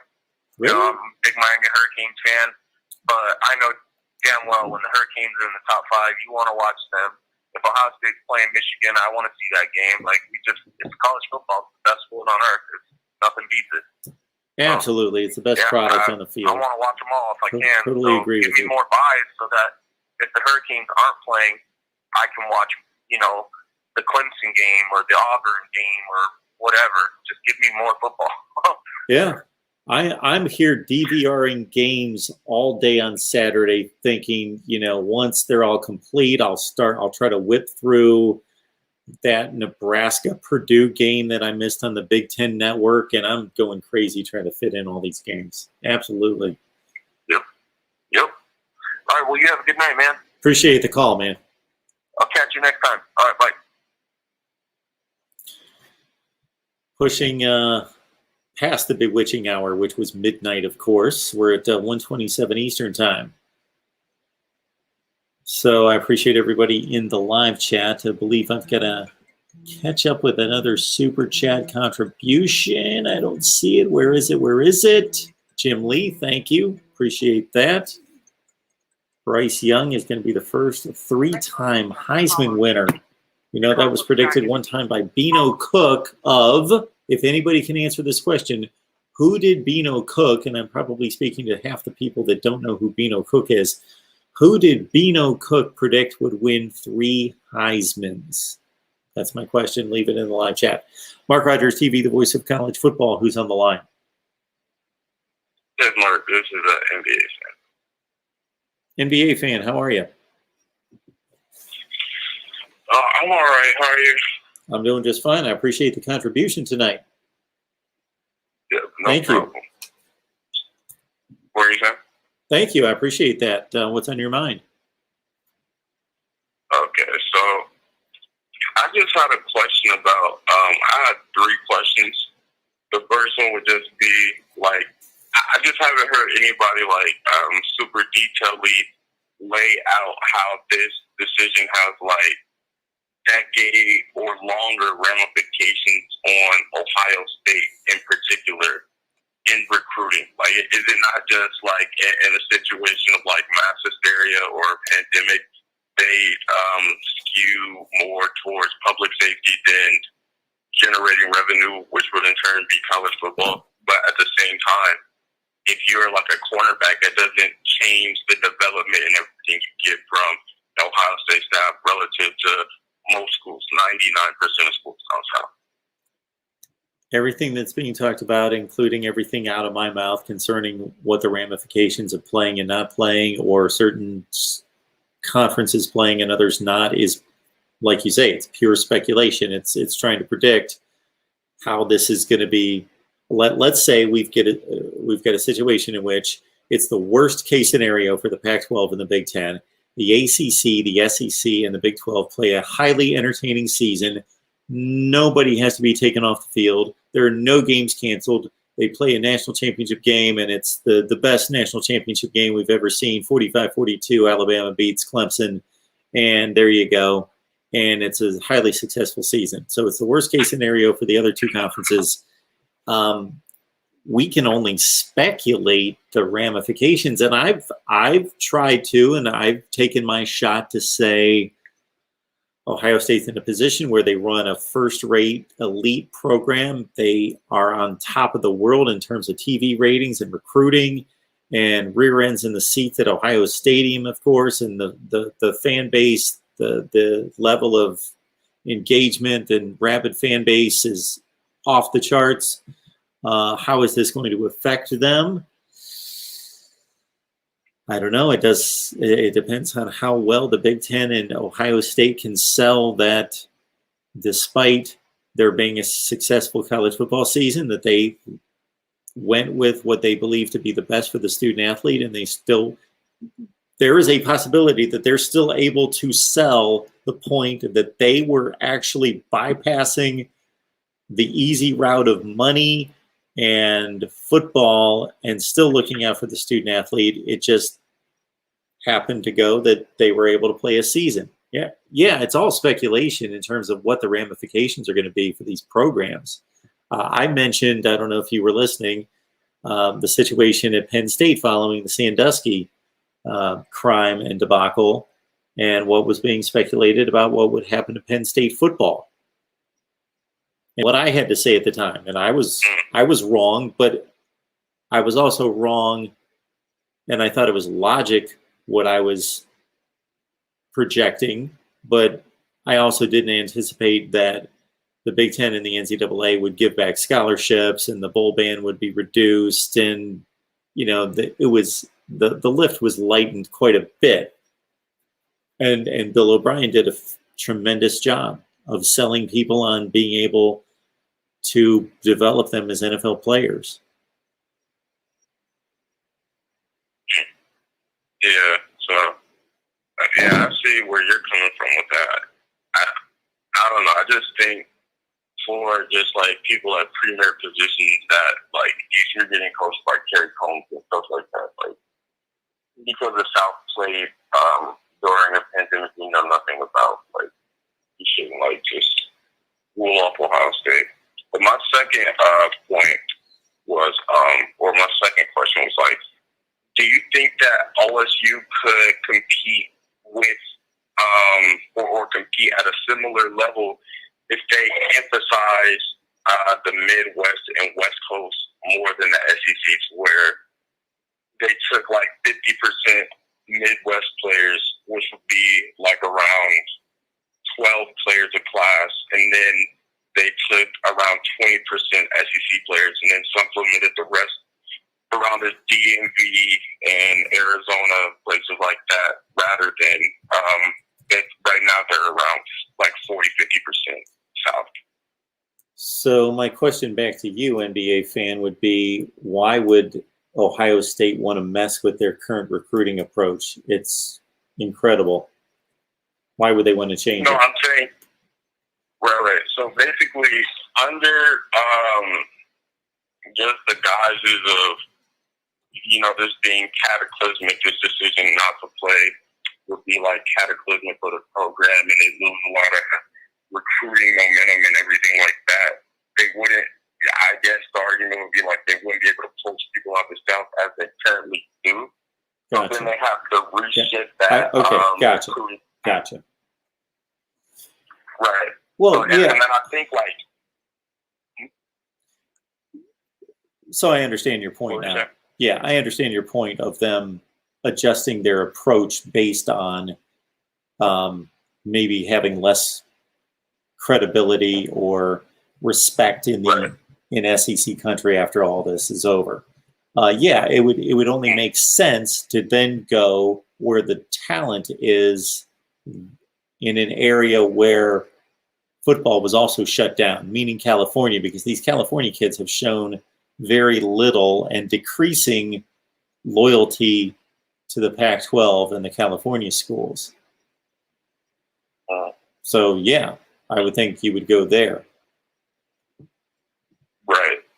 But it could be, we could have the same argument in the California Pac-12 areas where both the universally or nationally, the Pac-12 or the Pac-10 and the Big Ten both lose credibility in terms of how much they are dedicated to football or whatever like that. So all the premier talent is funneled to the South. But I don't really know, because I mean, even in the South now, there's not even enough talent to really go around to, like there's still like tons of talent in the South. There's tons of blue chips that like slip out just because it's in such abundance down there. But my third point would be just trying to be like optimistic about like the season coming back and everything like that. So like, let's say within like the next week or so, right? Like conferences that are deciding to play, and they're going to decide to try and get this out. They come up with something like they think that their obligations to the student athletes are to have like clear communication with what they're doing and create the safest environment possible for the players. And then at the end of the day, they're grown men with sentient agency, and they can talk to advisors and everything like that. But they lay out what they think is going to happen, and they give the players the choice to like sign a contract. And since they put everything, they laid everything out straight with them, they avoid litigation. And then the Big Ten and everything comes back into the fold, and then, you know what I'm saying, we have the Power 5 conferences come back based off of that model. Well, that was a lot to take in. Basically, you're asking these players to sign a waiver. Yeah, basically.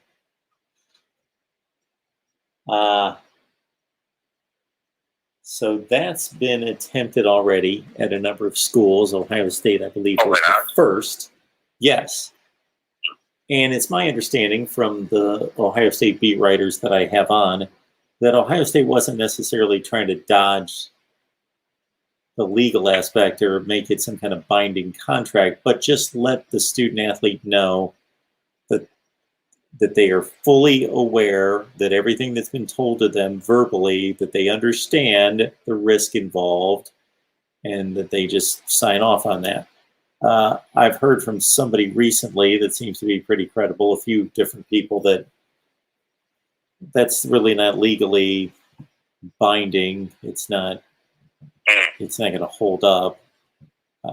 I would think as a reasonable person, but I'm not a lawyer, that as soon as it was presented to all these athletes that they have the option to opt out with no penalty of lost scholarship or lost eligibility, that would be enough right there to say, hey, we've given you the opportunity to opt out and you know the risks.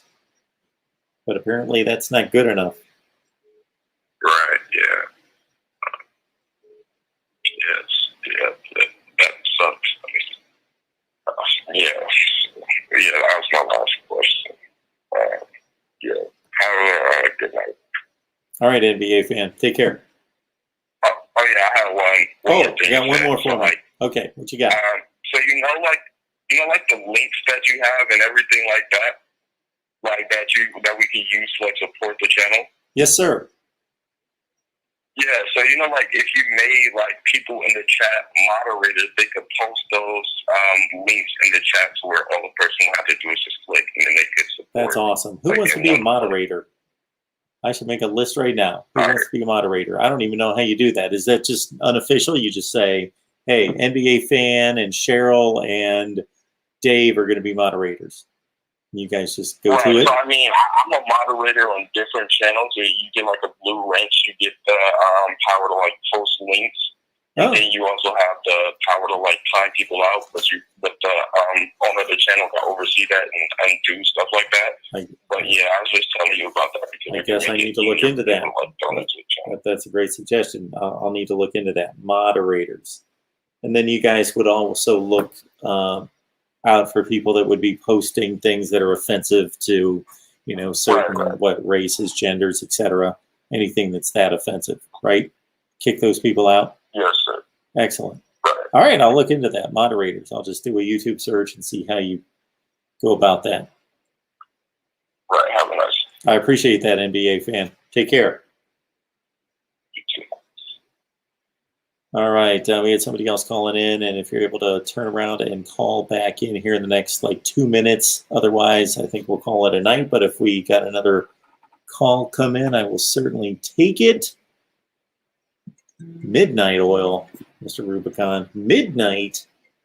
Oh man, I just get started at midnight. Just get started. Press 1 to start the call or 2 to decline. George, you're going to have to make these phone calls a little bit more entertaining here. Press 1 to start the call or 2 to decline. Okay. Okay, crap. I thought we had this taken care of here. The call will start. All right, here we go. It's Mark Rogers TV, the voice of college football. Who's on the line? Hey, Mark, it's George and Benjamin. How are you? 25-year-old son. George. Yes. I'd like 3 people Yes. calling in at the same time, and I chose your call, and I'm assuming that the other 2 people have not gotten a chance to talk tonight. No, it's my son Ben. It's my son Ben. You said he was. Then why You said you why wanted to doesn't tell Ben a story. call and answer the phone when I I pick it up? She's better. Okay, go ahead and talk to him. Sure. I don't know a lot about football. I just kind of want to learn. Yeah. And He's a millennial. and you're relying on your dad to teach you about football? No, I come to Mark Rogers. Yeah, Mark Rogers, the voice of college football. Excellent. what He's would the you younger like? generation. What would you like to know there, Ben? How do you score a point? How you score That's 1 point? okay. Well, it's actually Because he's never really liked football. okay. It's actually He played video impossible. games It's impossible to No, score not 1 even that. I point. was like, I made sticks together. That's about where I'm at right now. Do you know the guy you're talking to?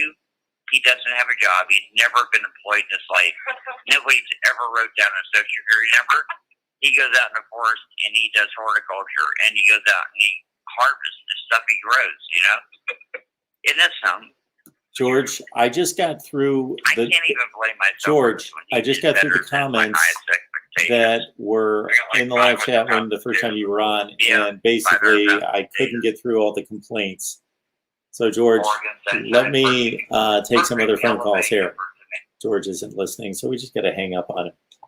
I will take your live chat suggestions better and to heart here concerning hanging up on certain people. And we love George, but if he just won't shut up and listen to me, then I just got to hit the red button. And if this is George again, he's going to get about 1.5 seconds of airtime. Press 1 to start the call or 2 to decline. I already did. Press 1 to start the call or 2 to decline. Press 1 to start the call or 2 to decline. Press 1 to start the call or 2 to This is decline. unbelievable. Press 1 to start I've the hit call or 2 1 to decline. now 7 Press 1 to times. start the call or 2 to decline. Press 1 to start the call or 2 to decline. I don't know what to tell you. Call or 2 to decline. Press 1 to start the call or 2 to And decline. I actually pay for this phone service. I've hit 1 now like 11 times. Yeah, I apologize for that. Give it one more shot, whomever is out there trying to call in, because I hit 1. That's what I'm supposed to do. It's a very simple process. Make sure the speaker's on. I make sure that the grid's up where I can hit the number, and I wait for the operator to prompt me to hit 1. Press 1 to start the call or 2 to decline. Press 1 to start the call or 2 to decline. Press 1 to start the call or 2 to decline. Press 1 to start the call or 2 to decline. Press 1 to the call will start. Hey, after 14 times, we got it. Mark Rogers TV, the voice of college football. Who's on the line? Hey, Mark, 28 AD, 28. Excellent. How you doing? How are you, sir? I'm doing just fine. I was hoping for an intelligent and reasonable college football fan to be calling for what is probably my last call of the night. So I was awarded here. I was rewarded, I should say. Oh, and you got me instead. I got you instead. Mark, just wanted to ask you real quick, get your thoughts on this, man. Do you think that the Big Ten acted hastily here? Do you think they jumped the shark with the proclamations like no non-conference games? Did they do that too soon? Did they do the same thing too soon by declaring no games this year? So when it comes to the non-conference games, obviously the other conferences have had the same thought as well. And I understand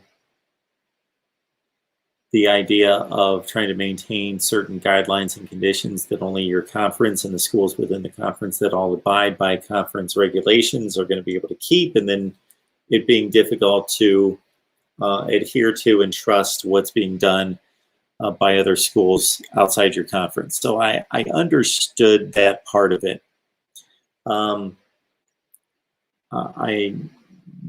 don't expect anybody to be able to keep up with all the content that I post here, but I certainly have had maybe 3 to 4 call-in shows just in the last few nights, and specifically went on the air right after the Big Ten and the Pac-12 made their decisions, and had a ton of people on here calling and asking for my opinion, and I try to make it as clear as possible, and posted, maybe 3 other videos ranting and raving for 20 and 30 minutes to basically say, no, I may turn out to be completely wrong, and the Big Ten may be right in pulling the plug on this season. Time will tell. But I don't believe they made a proper move. Okay. And if you want me to quickly run it down, I think it comes down to this. The players, the student athletes are just as safe, if not more, I would argue safer in the confines of a football regiment, where the schedule's laid out for them, and they are either in class and most likely online classes in a controlled environment in a study hall. They're at practice, whether that be inside or outside. They're in a cafeteria with the rest of the football team. They're in meeting rooms. They're in film sessions. They're working out. They're in the weight room. They're in their living quarters. They're at a game room, bowling, playing ping pong. That's pretty much what they're doing the entire day. And whether you're in Tuscaloosa, Alabama, or Norman, Oklahoma, or Seattle, Washington, or even Los Angeles, once you walk on that campus and go into the football center, it might as well, it doesn't matter where you are in the country. I keep hearing these conference commissioners, notably in the Big Ten, talking about how, well, different parts of the country have to deal with this in different ways.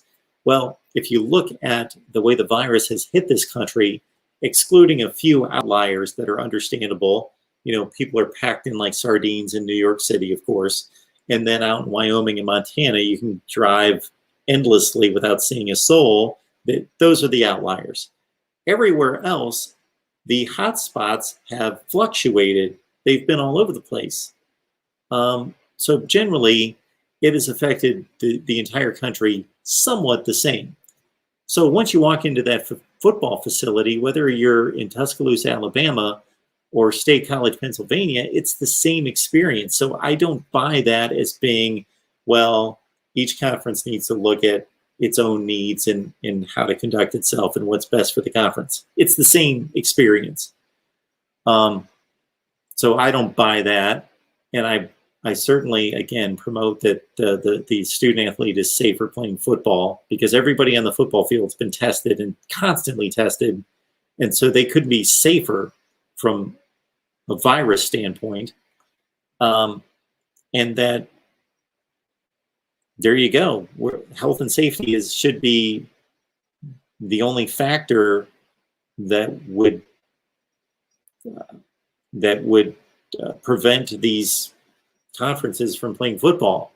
I think it all comes down to the fear of litigation, and that's what I think it comes down to. They fear being sued. Yep, if something goes wrong, if one person goes down, then it get lit up. But even there, and I'm trying not to be insensitive here, because millions of people have been impacted and hundreds of thousands of people have been impacted, but we all hopefully are aware of the demographics involved and the impact on 18 to 22-year-olds in general. And then at the 18 to 22-year-olds that we're talking about, the condition that they're in is so minuscule. And the impact is, as soon as they hit campus across the nation, the first week of June, we started hearing these alarming numbers. 18 players at Clemson, 37 athletes at LSU. Well, first of all, everybody needed to understand those were generally reported as student athletes, fall athletes, not just in football. So when you hear 37 LSU, people were going crazy. 37 play. No, this was 37 athletes across all the fall sports. But anyway, what I was waiting to hear was 2 and 3 weeks later. I was cringing to hear, for the sake of the individuals, how sick they got. But I'd never heard any reports of any of these athletes having, sure, it wasn't fun for many of them to have the flu. It's not fun to have the flu and an accelerated type of flu. But generally, most of them were asymptomatic. And then the other portion of them just got somewhat sick and they were fine. I'm not hearing any reports of anybody in this age classification among these student athletes having severe issues. I'm just not. I'm sure it would be all over the place. It would be all over the media if we did. Sure. I haven't heard about anybody. I've not heard either. And that's not to say that it hasn't happened, but I've not heard anything either. If there was a player at a major school, or not even a major school, who had just a horrible, I'm sure that there would be a story on ESPN, and we would see it online. We'd see it all over the place. You know, the left guard for Illinois got sick and he almost died. Right. I haven't heard any stories like that. Sure. Even NBA players who have contracted it, like the Rudy Gobert and guys like that, they're back now and playing ball. So So I think it all comes down to litigation. I would absolutely agree. People are worried about being sued, sure. But for some reason, the ACC, the SEC, and the Big 12 aren't that concerned with it, apparently. Yeah, I'm not sure what the difference is there. I don't know either. Yeah, and I'm sort of interested too, because I think it's kind of sad that we're declaring winners and losers on this thing. I mean, it's okay to compete on the field, but when we start comparing winners and losers, it's like the Big Ten's a loser if the other three conferences play and they get through, or if those conferences start playing on September 20th, they find out they've got cases and they have to stop. Now the Big Ten's a winner and they're losers. Yeah, it's a great point. Something doesn't sound right about that at all to me. We need to, our goal should, in my opinion, be to be stewards of the game. And I would hope the conferences want to work together to make sure that the game is safe and the game proceeds and the game's okay and people who play the game are okay, rather than to make it a competitive point. Well, you know, like somebody had made the point that the other three are trying to put the Big Ten in its place or something. It's like, well, I would hope that wouldn't be the case. You know, I think it's a sad commentary if that's what's going on here. You know? Well, as you state, I would hope that even if it doesn't work out for whatever conference, that as long as we know, and more may come to light later, that we know that they went through the proper channels to make the best and most informed decision that they can for the student athletes first and foremost, and for everybody else involved secondly, that's the most important thing, because I see it all the time. I think in this social media world, all that matters is the conclusion or the result. And then again, if it doesn't turn out for someone or some team, then they're trash. And this other side's the winner and they're trash. When you can make reasonable, logical, smart decisions in life that just don't work out that particular time. But if you continue to apply wisdom and research and information and make the right moral decision in time, most of the time it's going to prove to be the right decision, but not every time. Not every time. We can't forecast the future in life. Definitely not. Yeah, I hope we get to a point, or I think it's sad that we reached a point where we're declaring winners and losers on this thing. You know, there are no winners and losers. In my opinion, there's no winners and losers on this thing. Everybody, like you said, everybody's trying to make the best decision for their own personal situation. And I do wish that the NCAA had a little more teeth to it, and that it could sort of act as a central governing body. Because I'm not necessarily in favor of conferences making decisions on their own. I don't want, it's almost like in the NFL. I don't want to see the AFC North decide that they're not playing against the AFC South this year. Somebody else should make the decision. It just doesn't seem quite right. Well, I just don't think that anyone ever foresaw a situation in which the decision would be this impactful regarding health and safety, and that there's nothing to connect except for their own cooperation to work out things like the college football playoff and bowl games and that sort of thing. And just signing individual contracts to play each other. There's nothing that connects these conferences. Yeah, it feels like, I don't know, it almost sounds like we're going to have further constriction, and you're going to, at some point, end up with 16 or 18 team conferences, because this conference is going to, like the Big 12 is going to go away, people say, and they're going to be usurped by the other, and you're going to have 4 super conferences. I don't know. It seems like it doesn't, I don't know, maybe I'm just old. And I'm used to, 10 team conferences back in the good old days. Sure. You played everybody in the conference. Maybe I'm just old now. Maybe youngsters out there are loving this and saying, let's have 60 team conferences and 40 team playoffs. And, I don't know. But that's all I have for you, Mark. I just want to get your thoughts on that. I sort of wish the Big Ten would have waited and sort of sat and do what everybody else is doing and saying, hey, we'll stretch this thing out as far as we can. We're going to go with the data we have. If we think we like to play, we plan on playing, and we'll see where it takes us. We'll set schedules like the Big 12 set their schedule today, release their schedule today, and let that happen. And then at some point, when we reach that drop-dead point where we set our schedule and we can play or can't play, we'll announce something then. Sure. But I almost feel like they jumped out too soon and put themselves out there and locked themselves into something that now they may actually want to take back at some point, So, but I hope it works out for everybody. I hate to see anybody not play. I hate to see it. College football is best when everybody's out there participating, doing their thing, and it'll be different if they're not there. So I hope they get a chance to get on the field.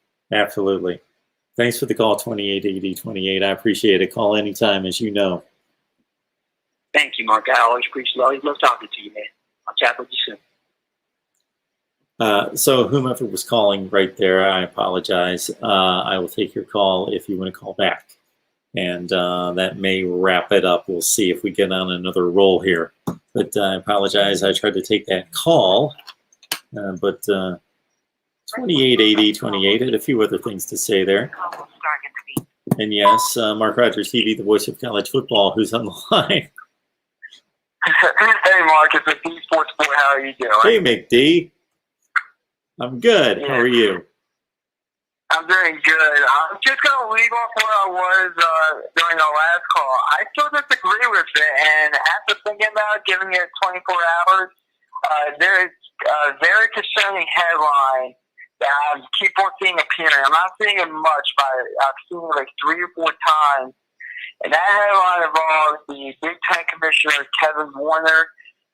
Of course, supposedly there's a headline going around, I've seen it a few times, that he doesn't care about the Big Ten. His dream is to be the NFL commissioner, and he's hoping his decision to cancel football this fall and moving into the spring, he's hoping that it works out in the SEC and ACC and Big 12 block, which is very concerning to me, because if that's the case, if he doesn't care about the Big Ten, why is he the commissioner of the Big Ten if those reports are true? Okay, so when you see something like that, are we seeing anything in these articles that give that any kind of substance? Because anybody can say whatever they want and make speculation out of anything. Well, the substance is he's basically trying to kick Nebraska out of the Big Ten if they want to play. It's also basically saying other times there's his dream. to be the NFL commissioners. Well, there's nothing wrong with that. Yeah, I mean, there's nothing wrong with dreaming of being the NFL commissioner, but I always say, benefit yourself if it isn't going to hurt anybody else. I mean, this hurts a lot of people, the decisions he made. I mean, I feel like I was playing like a fiddle, basically, by him. So, McD, you got to realize that I used to dream of being the voice of college football. So that used to be my dream. So, so yeah, there's nothing wrong with dreaming to be the NFL commissioner. It's just that, to your point, that if he's making decisions that are not in the best interest of the Big Ten, just to make a name for himself, then that's awful. Yeah, because I'm hearing that go around, and I have a major issue with that, if that's the case. But I hope that's not the case. I really hope it came down to the players' health and liability, because to me, those are the only two explanations that I think you can have.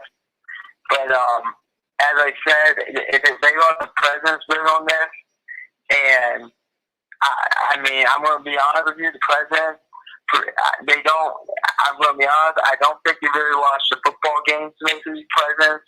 I think they degrees, and for the most part, earn finger painting and other degrees that have nothing to do with football or anything remotely to do with football. So, I mean, I hope they made the right decision. I'm very upset that the Maryland Terps are not playing this fall. My team that's going to pool for it. I don't know who that's going to be yet, so we'll see how that goes. But I really hope that this is just a one-year thing. I think I'm going to be a Georgia Tech fan. How about that? There's going to be a lot of losing with that. Georgia Tech, maybe Vanderbilt. Maybe this is the time to get on board with Vanderbilt. Maybe I'll be a Vanderbilt fan this season. I like Derek Mason, but I think there's going to be a lot of losing as well. I actually don't think Derek Mason's doing a very good job there, to tell you the truth. I don't think he's done the best job. I don't think he's a bad football coach.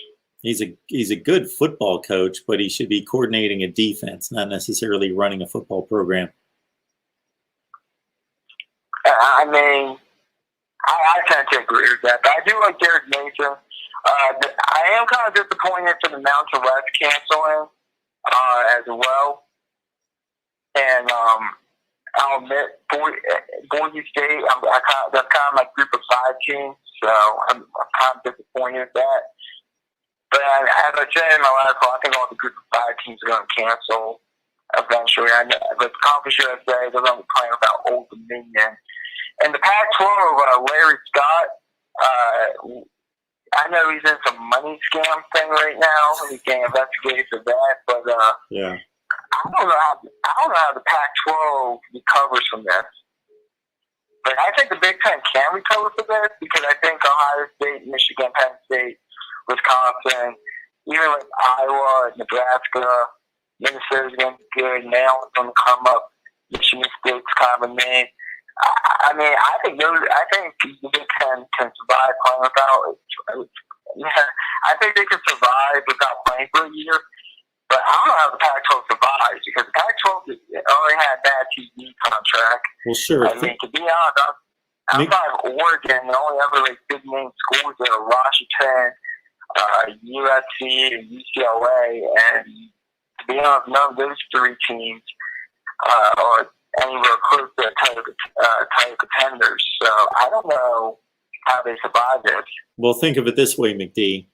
In the most recent football season, every team in the Big Ten made in excess of $55 million in revenue. Every team in the Pac-12 made about $28 million in revenue. That's half. So if this has been going on, which it has for years and years and years, assuming they both handle their money the same way, every team in the Big Ten would have twice as much money as every team in the Pac-12. Yeah, that's not good. Yeah, they're better prepared to withstand this. And the Big Ten network is in a much better place than the Pac-12 network.